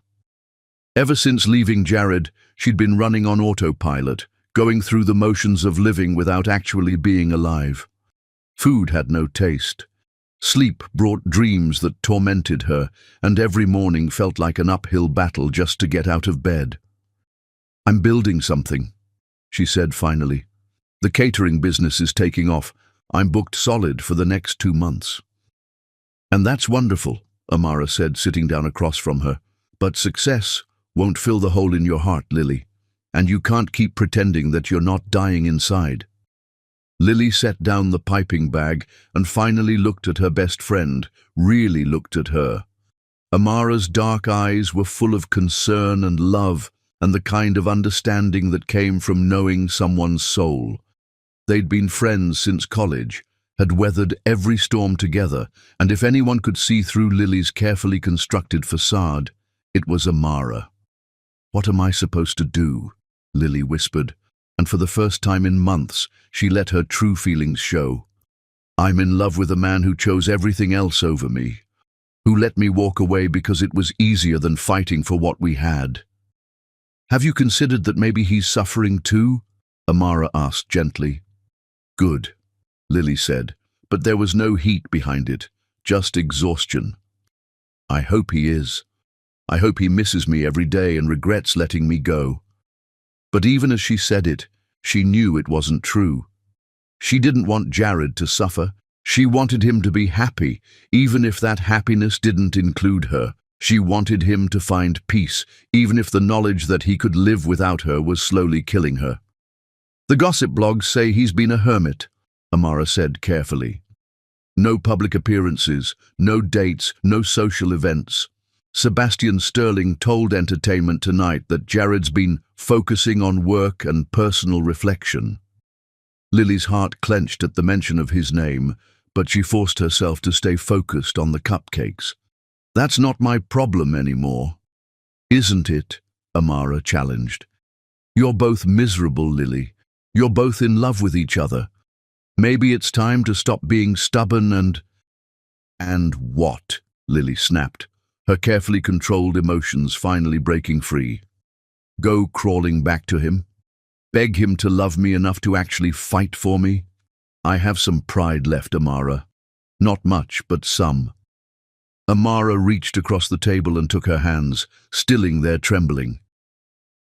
"I'm not saying crawl back to him. I'm saying maybe it's time to forgive him. And maybe it's time to forgive yourself." "For what?" "For falling in love with someone whose world was too different from yours. For wanting more than you thought you deserved. For being human enough to get your heart broken." The words hit too close to home, and Lily felt tears pricking at her eyes for the first time in weeks.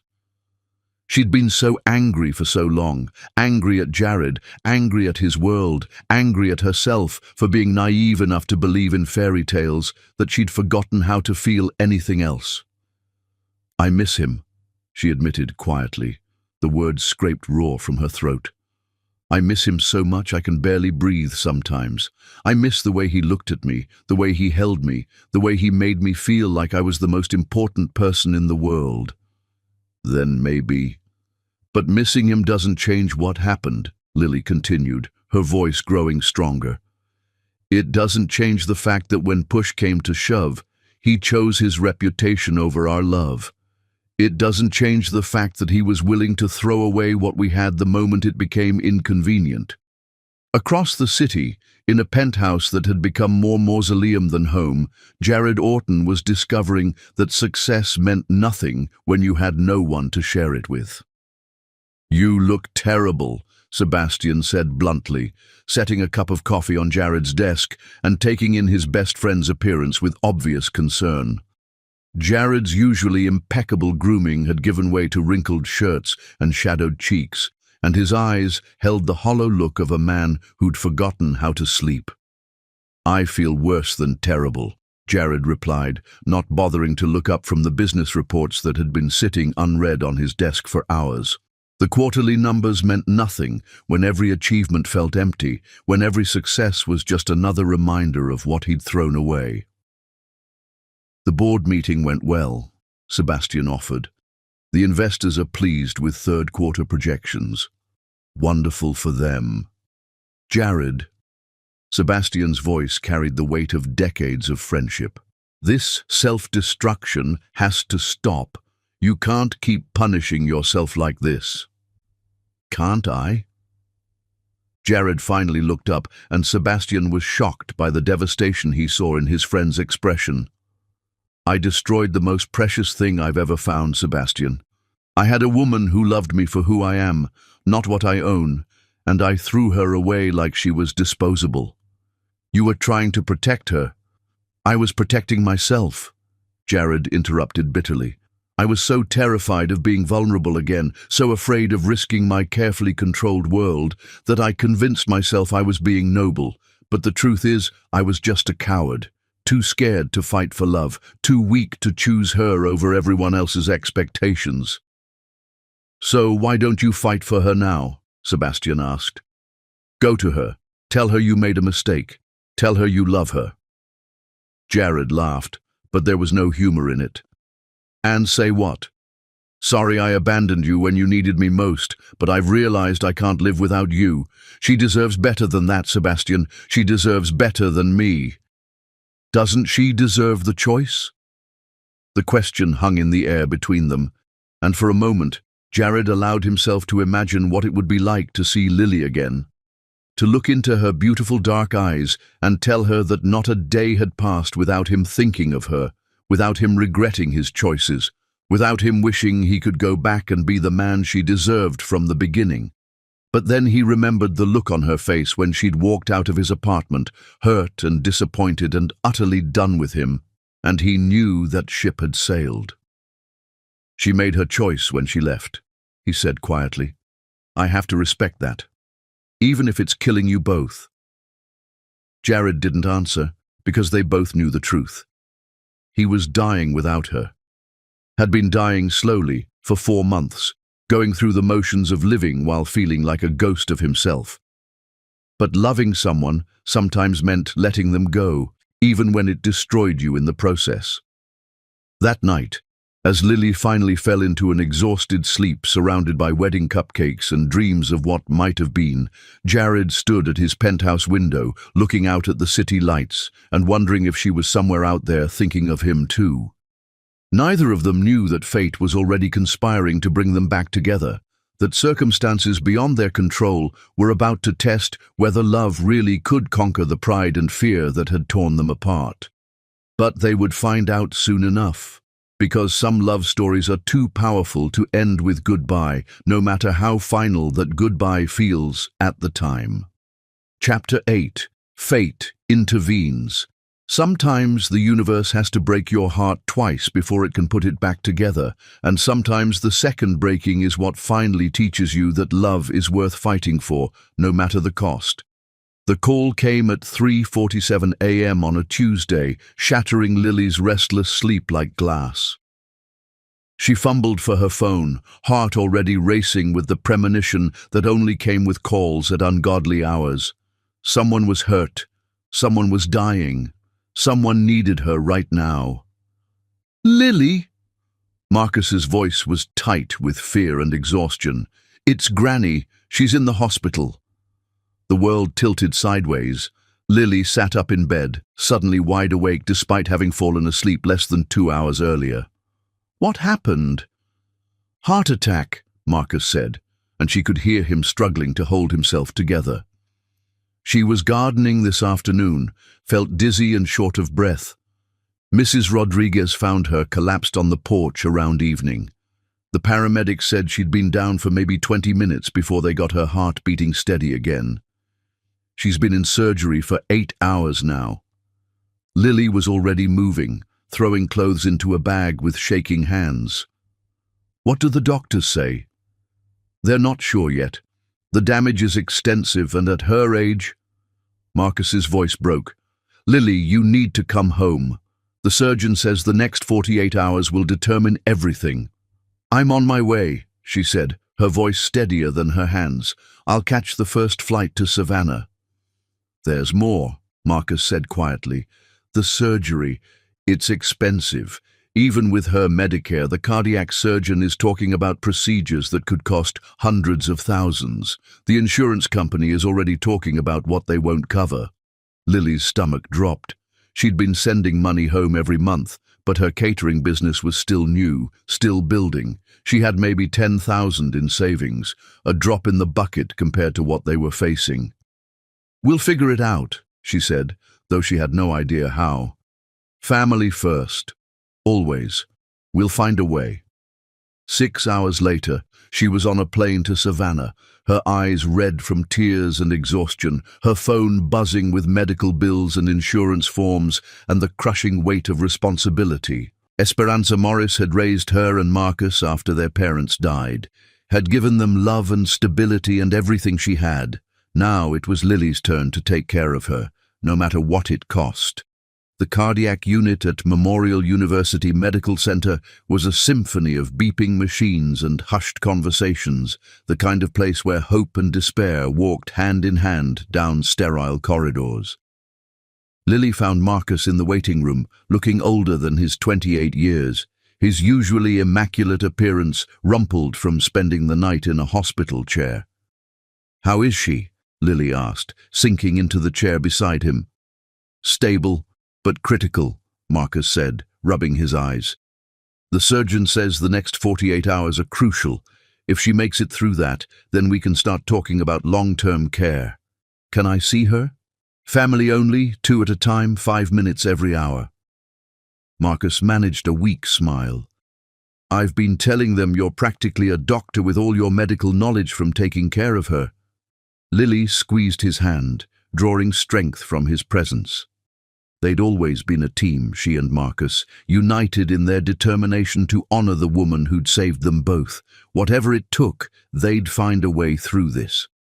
That afternoon, while Esperanza slept under a maze of tubes and monitors, Lily met with Dr. Sophia Hassan, the cardiac surgeon who'd operated on her grandmother. Dr. Hassan was an elegant woman in her 40s, with kind eyes and gentle hands, but when she explained the extent of Esperanza's condition, her words were brutally honest. "The damage to her heart is severe," Dr. Hassan said, showing Lily the scans that might as well have been written in a foreign language. "We've done what we can surgically, but she's going to need ongoing care, medications, possible additional procedures. The best-case scenario is that she'll need a cardiac rehabilitation program, daily monitoring, a completely supervised care environment." "What are we talking about financially?" Lily asked, dreading the answer. "With insurance, you're looking at probably $200,000 over the next year minimum. Without insurance." Dr. Hassan's expression was sympathetic but realistic. Much more. The number hit Lily like a physical blow. $200,000. She could cater every wedding in Georgia for the next 5 years and still not have that kind of money. And that was just the beginning. If Esperanza needed additional surgery, if complications arose, the costs could skyrocket even higher. "I need to make some calls," Lily said, her mind already racing through possibilities. She could sell everything she owned, take out loans, mortgage her future against her grandmother's health. Whatever it took. That evening, as she sat beside Esperanza's bed, holding her grandmother's hand and watching her chest rise and fall with mechanical precision, Lily felt more alone than she ever had in her life. Marcus was handling the insurance paperwork, but they both knew it wouldn't be enough. She needed a miracle, and miracles didn't come to girls like her. Her phone rang softly, and she glanced at the screen before answering. "Amara. Honey, I heard about your grandmother." Amara's voice was warm with concern. "How is she?" "Not good," Lily said quietly, stepping into the hallway so she wouldn't disturb the other patients. "The surgery went well, but the long-term care is going to be expensive." "How expensive?" Lily told her, and heard Amara's sharp intake of breath. "Oh, sweetie. What are you going to do?" "I don't know," Lily admitted. "Sell my business, probably. Take out every loan I can qualify for. Figure out how to make it work, because that's what family does." There was a pause on the other end of the line, and when Amara spoke again, her voice was careful. "Lily, I need to tell you something. About Jared." Lily's heart clenched at the mention of his name. "I don't want to hear about him right now, Amara. I can't handle—" "He's been asking about you," Amara interrupted. "Sebastian called me last week. Jared wanted to know if you were okay, if you were happy, if there was anything you needed." "Well, you can tell Sebastian to tell Jared that I'm fine," Lily said, though they both knew it was a lie. "What if he could help?" Amara asked gently. "No." The word came out sharper than Lily intended. Absolutely not. I won't take his charity, Amara. I won't become the poor girl he throws money at to assuage his conscience. But if it could save your grandmother— No, Lily repeated firmly. I'll find another way. But even as she said it, she knew that other ways might not exist, and as she hung up the phone and returned to her grandmother's bedside, she felt the weight of impossible choices pressing down on her chest like a physical presence. What she didn't know was that 800 miles away in Manhattan, a different kind of conversation was already taking place. Jared, it's Sebastian. I have news about a situation that requires discretion. Jared had been staring out his office window, lost in the same thoughts that had consumed him for months, when Sebastian's carefully neutral tone caught his attention. In their years of friendship, Sebastian only used that particular inflection when discussing matters that needed to stay off the record. What kind of situation? Jared asked, though something in his chest was already tightening with inexplicable concern. A family in Savannah. Elderly woman, heart attack, critical condition. The medical costs are substantial, beyond what insurance will cover. Sebastian paused meaningfully. The family name is Morris. The world stopped. Jared's hand tightened on the phone until his knuckles went white. Esperanza Morris? You know her. She's— Jared's voice caught. She's Lily's grandmother. The woman who raised her.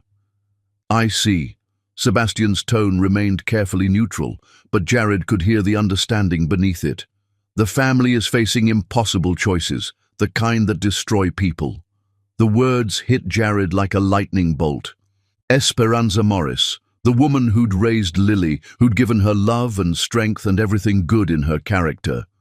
He remembered the stories Lily had told him about her grandmother, the warmth in her voice when she spoke of the woman who'd saved her and Marcus after their parents died. How much?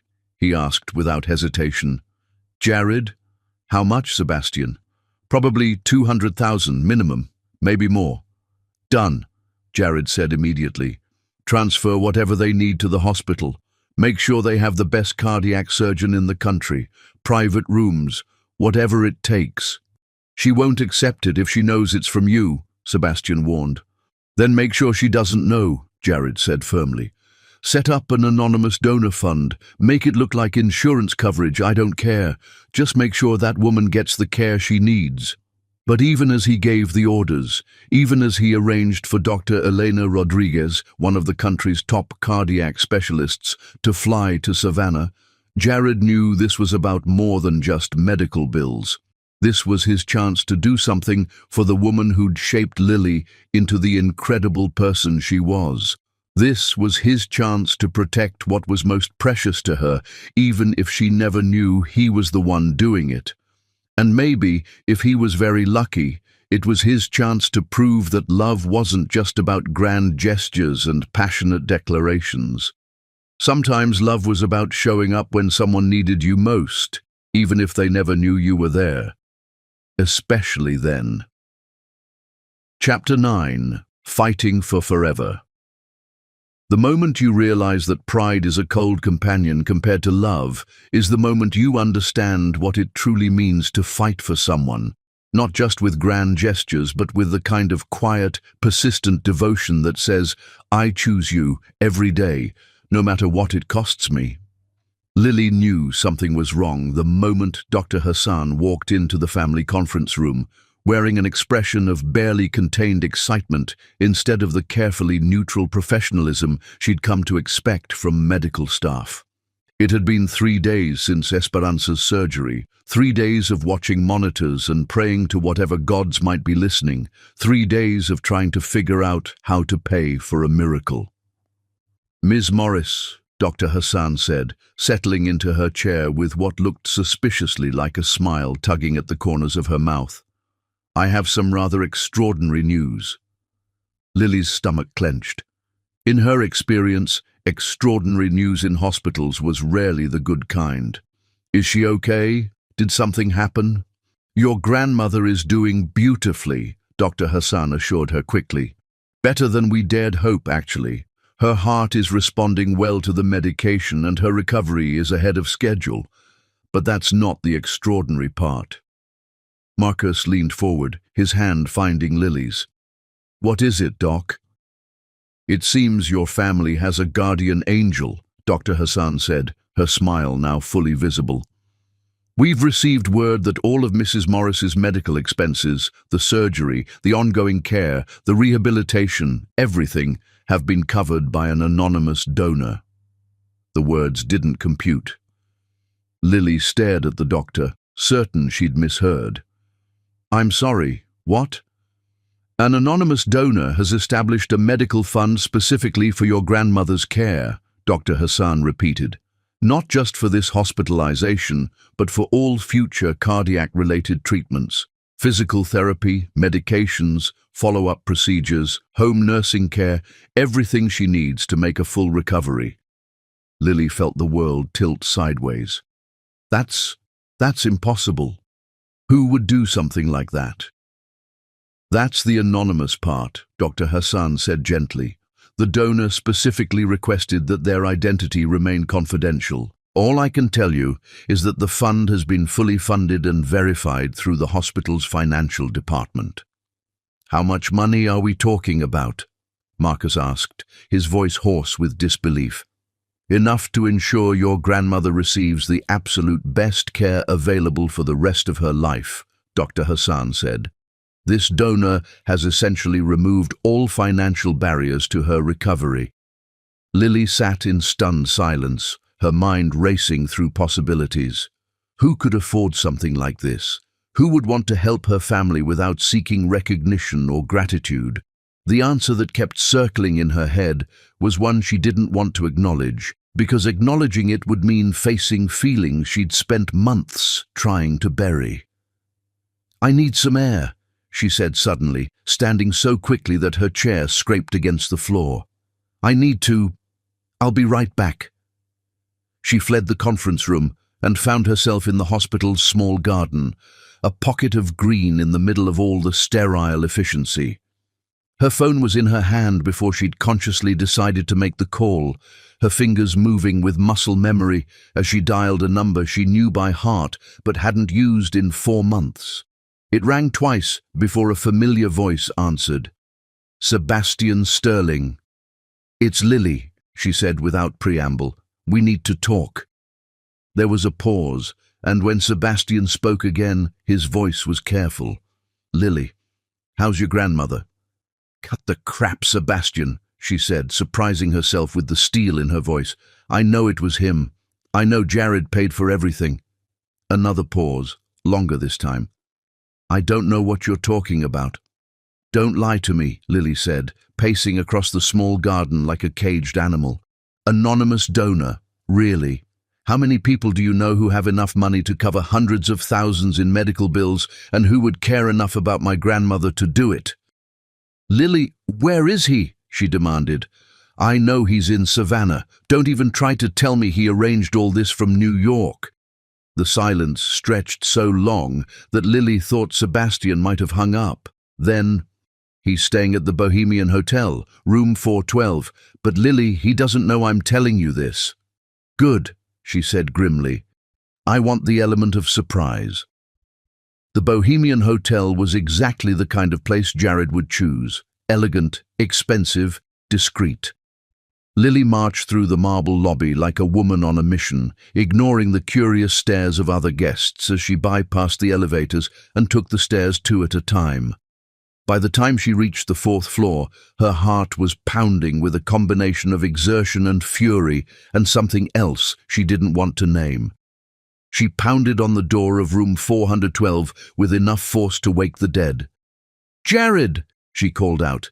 I know you're in there. Open the door.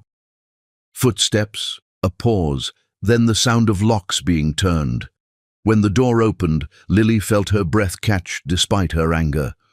4 months apart had done nothing to diminish Jared's devastating appeal. If anything, he looked even more handsome, though there were new lines around his storm-grey eyes and a tiredness in his posture that spoke of sleepless nights and difficult choices. "Lily," he said quietly, and the way he said her name made her want to forget why she was angry and fall into his arms instead. "You son of a bitch," she said, pushing past him into the suite. "How dare you?" Jared closed the door and turned to face her, his expression carefully neutral. "How dare I what?"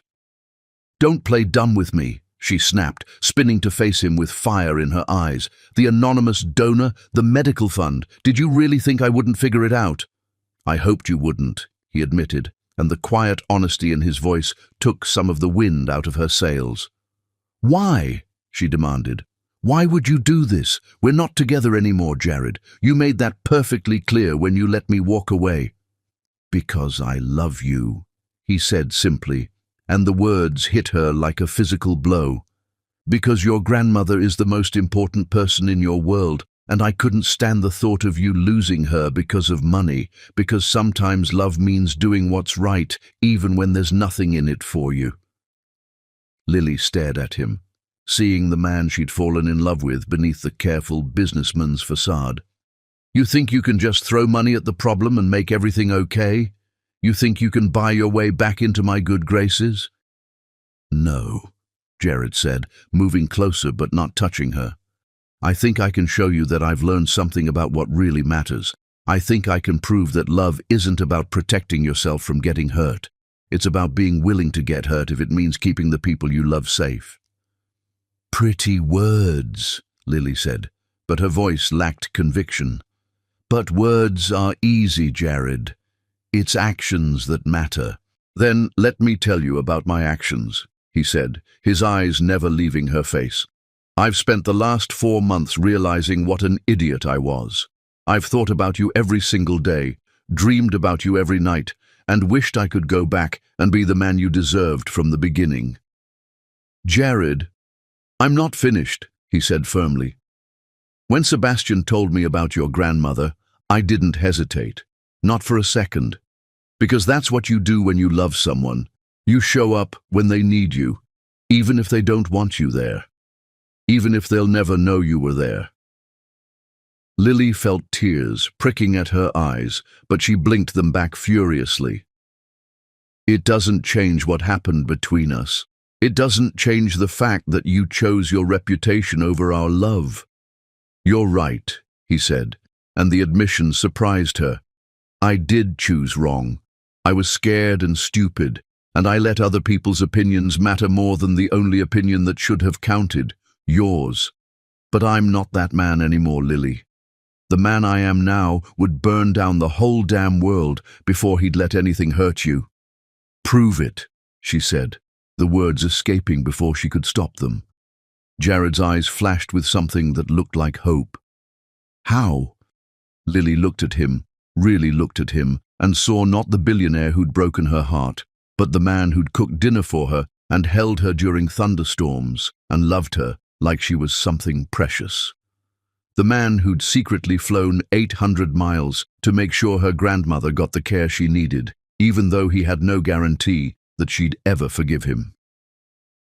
"Start by telling me the truth," she said quietly. "All of it.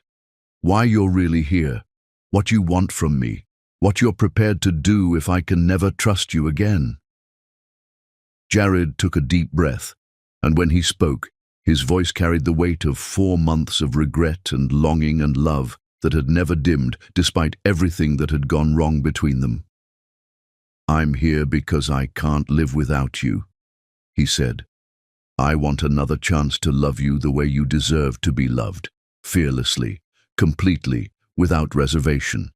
And if you can never trust me again, if you can never forgive me for being such a coward." He paused, his voice breaking slightly.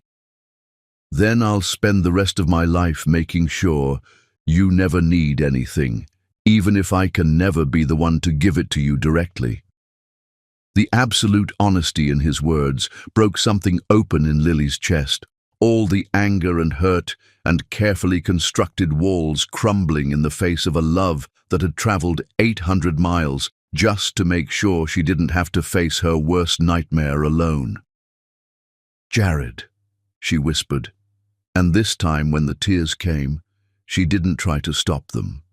"I love you, Lily Morris," he said, stepping closer until she could feel the warmth radiating from his body. "I love your strength and your stubborn pride, and the way you make me want to be better than I am. I love you enough to fight for you this time, even if the whole world thinks I'm crazy." "The whole world probably does think you're crazy," she said through her tears. "Good," he said fiercely. "Let them think whatever they want. The only opinion that matters to me is yours." And standing there in that hotel room, looking into the storm-grey eyes of the man who'd secretly saved her grandmother's life without asking for anything in return, Lily realized that sometimes love really could learn from its mistakes. Sometimes people really could change. Sometimes forever was worth fighting for, even when everything seemed impossible. "One more chance," she whispered. "But if you break my heart again, Jared Orton—" "I won't," he said, reaching up to cup her face with hands that trembled slightly. "I swear to you I won't." And as he kissed her for the first time in 4 months, Lily felt her heart begin to heal from the inside out. Chapter 10. Love. Eternal. True love, Lily learned, wasn't the lightning strike that brought two people together. It was the steady flame that burned between them every day after, growing stronger with each choice to stay, to fight, to believe in forever, even when forever seemed impossible. 18 months later, she stood in the bridal suite of the Orton Grand Hotel, the same place where she'd first fallen into Jared's arms during that thunderstorm, and marveled at how far they'd come. The time since their reconciliation in Savannah had been spent rebuilding trust, learning to communicate openly, and proving to each other that their love was strong enough to weather any storm. They'd taken it slow this time, no rushing into passion without foundation, no grand gestures without substance. Just two people choosing each other day by day, until choosing each other forever felt as natural as breathing. "Oh, honey," Amara breathed, adjusting the delicate lace veil that had belonged to Jared's grandmother. "You look absolutely perfect." "I feel perfect," Lily said, and meant it. "For the first time in my life, I feel like everything is exactly as it should be." The past year and a half hadn't been easy. There had been difficult conversations, hurt feelings to heal, trust to rebuild brick by brick. The media attention had been intense when news of their reconciliation broke, but this time, Jared had handled it differently. This time he'd stood in front of cameras and declared his love for her without apology or explanation, making it clear that anyone who had a problem with their relationship could take it up with him personally. "Ms. Morris." A soft knock at the door interrupted her thoughts. "Your grandmother would like to see you."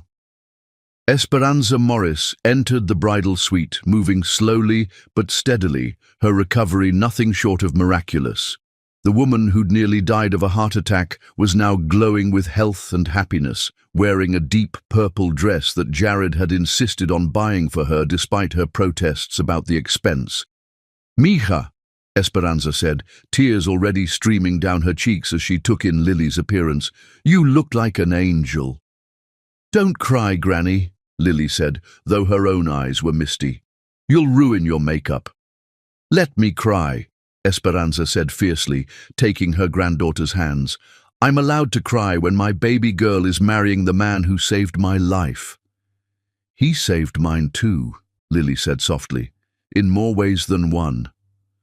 Esperanza studied her granddaughter's face with the wisdom of someone who'd lived long enough to recognize real happiness when she saw it. "You love him." "With everything in me," Lily confirmed, "and more importantly, I trust him, completely."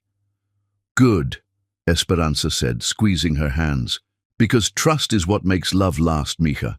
Passion fades, beauty fades, but trust, that only grows stronger with time."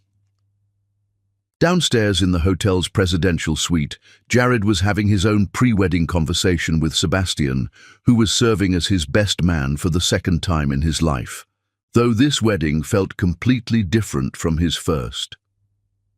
"Nervous?"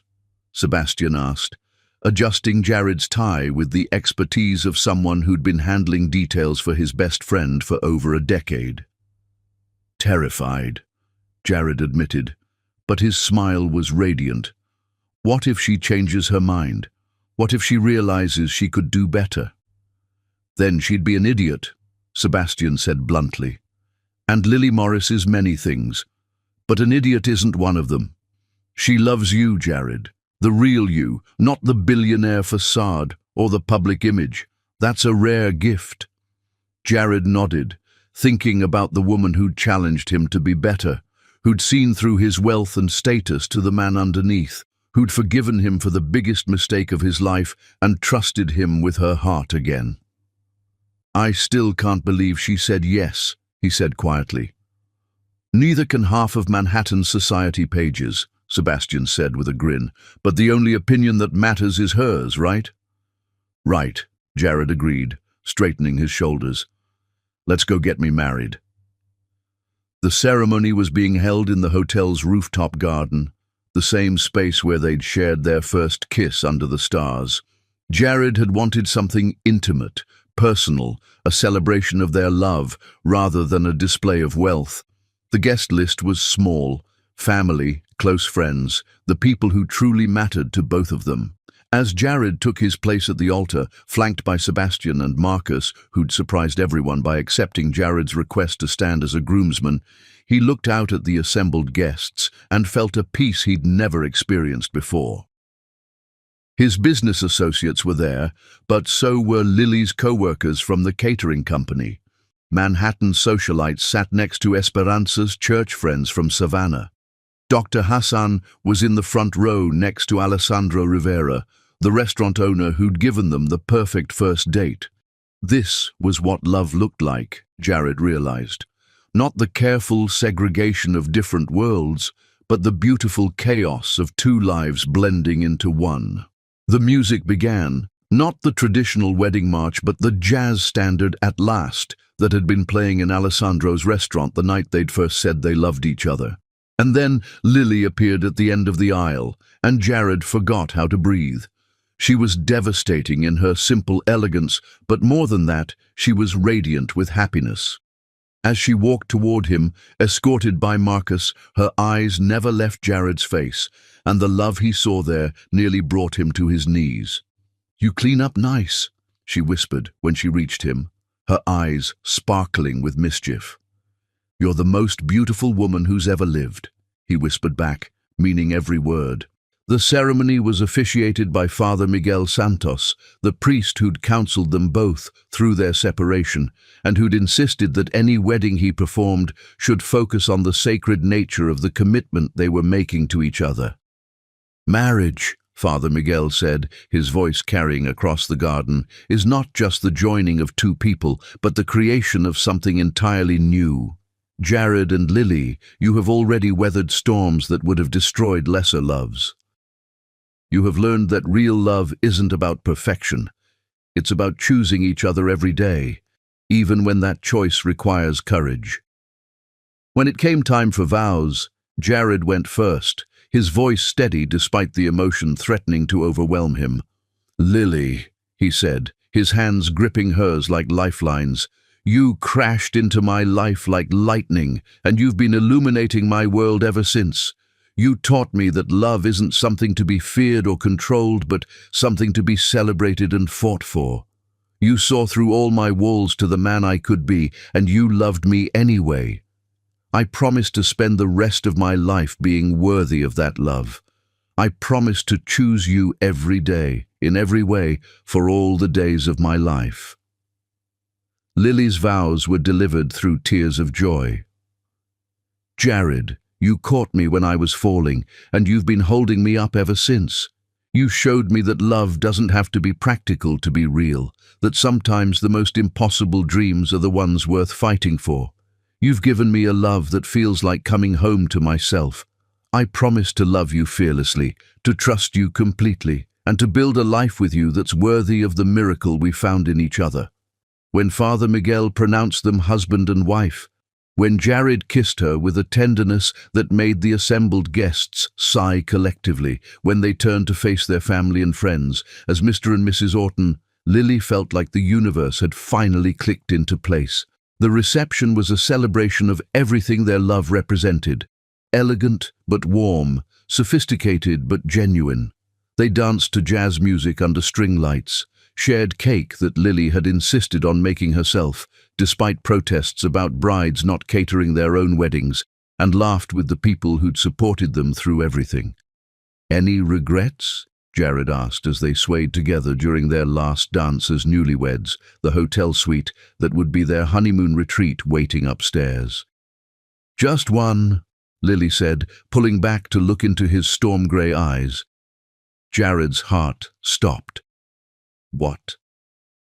"I regret that it took us so long to get here," she said with a smile that was pure joy. "I regret all the time we wasted being afraid when we could have been building this beautiful life together." "We weren't ready then," Jared said wisely. "We needed to learn how to love each other the right way. We needed to grow into the people who could make this work. And now, he said, spinning her one last time before pulling her close. Now we have forever to figure out just how beautiful love can be when it's built on the right foundation." Later, as they stood on the balcony of their honeymoon suite, looking out at the city lights of Manhattan, Lily reflected on the journey that had brought them here. From a chance meeting during a thunderstorm to a love that had survived heartbreak and separation and everything the world had thrown at them. "What are you thinking about?" Jared asked, wrapping his arms around her from behind. "Lightning," she said, leaning back against his chest. "And how sometimes the most dangerous storms bring the most beautiful things. Like love, like us," she corrected, turning in his arms to face the man who'd become her husband, her partner, her home. "Like the family we're going to build and the life we're going to create and all the storms we're going to weather together." As Jared kissed her under the Manhattan sky, both of them knew that their love story was really just beginning. They had challenges ahead, dreams to chase, a lifetime of moments to share. But they would face it all together, hand in hand, heart to heart, knowing that some love is strong enough to conquer anything, even lightning, especially lightning. Epilogue 3 years later. The sound of children's laughter filled the penthouse garden as Lily watched her 2-year-old twins, Isabella Rose and Marcus Alexander, chase bubbles across the manicured lawn.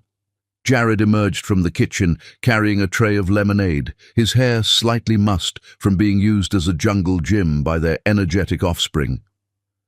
"How did we get so lucky?" Lily asked, settling into his arms as they watched their children play. "We didn't get lucky," Jared said, pressing a kiss to her temple. "We got brave. We chose love over fear, and love chose us back." Above them, storm clouds gathered on the horizon, promising rain, but neither of them was afraid of storms anymore.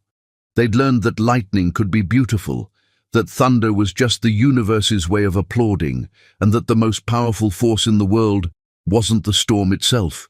It was the love that could weather any storm and come out stronger on the other side. Thunder rumbled in the distance, and Lily smiled. "Let it storm," she thought. "We're home.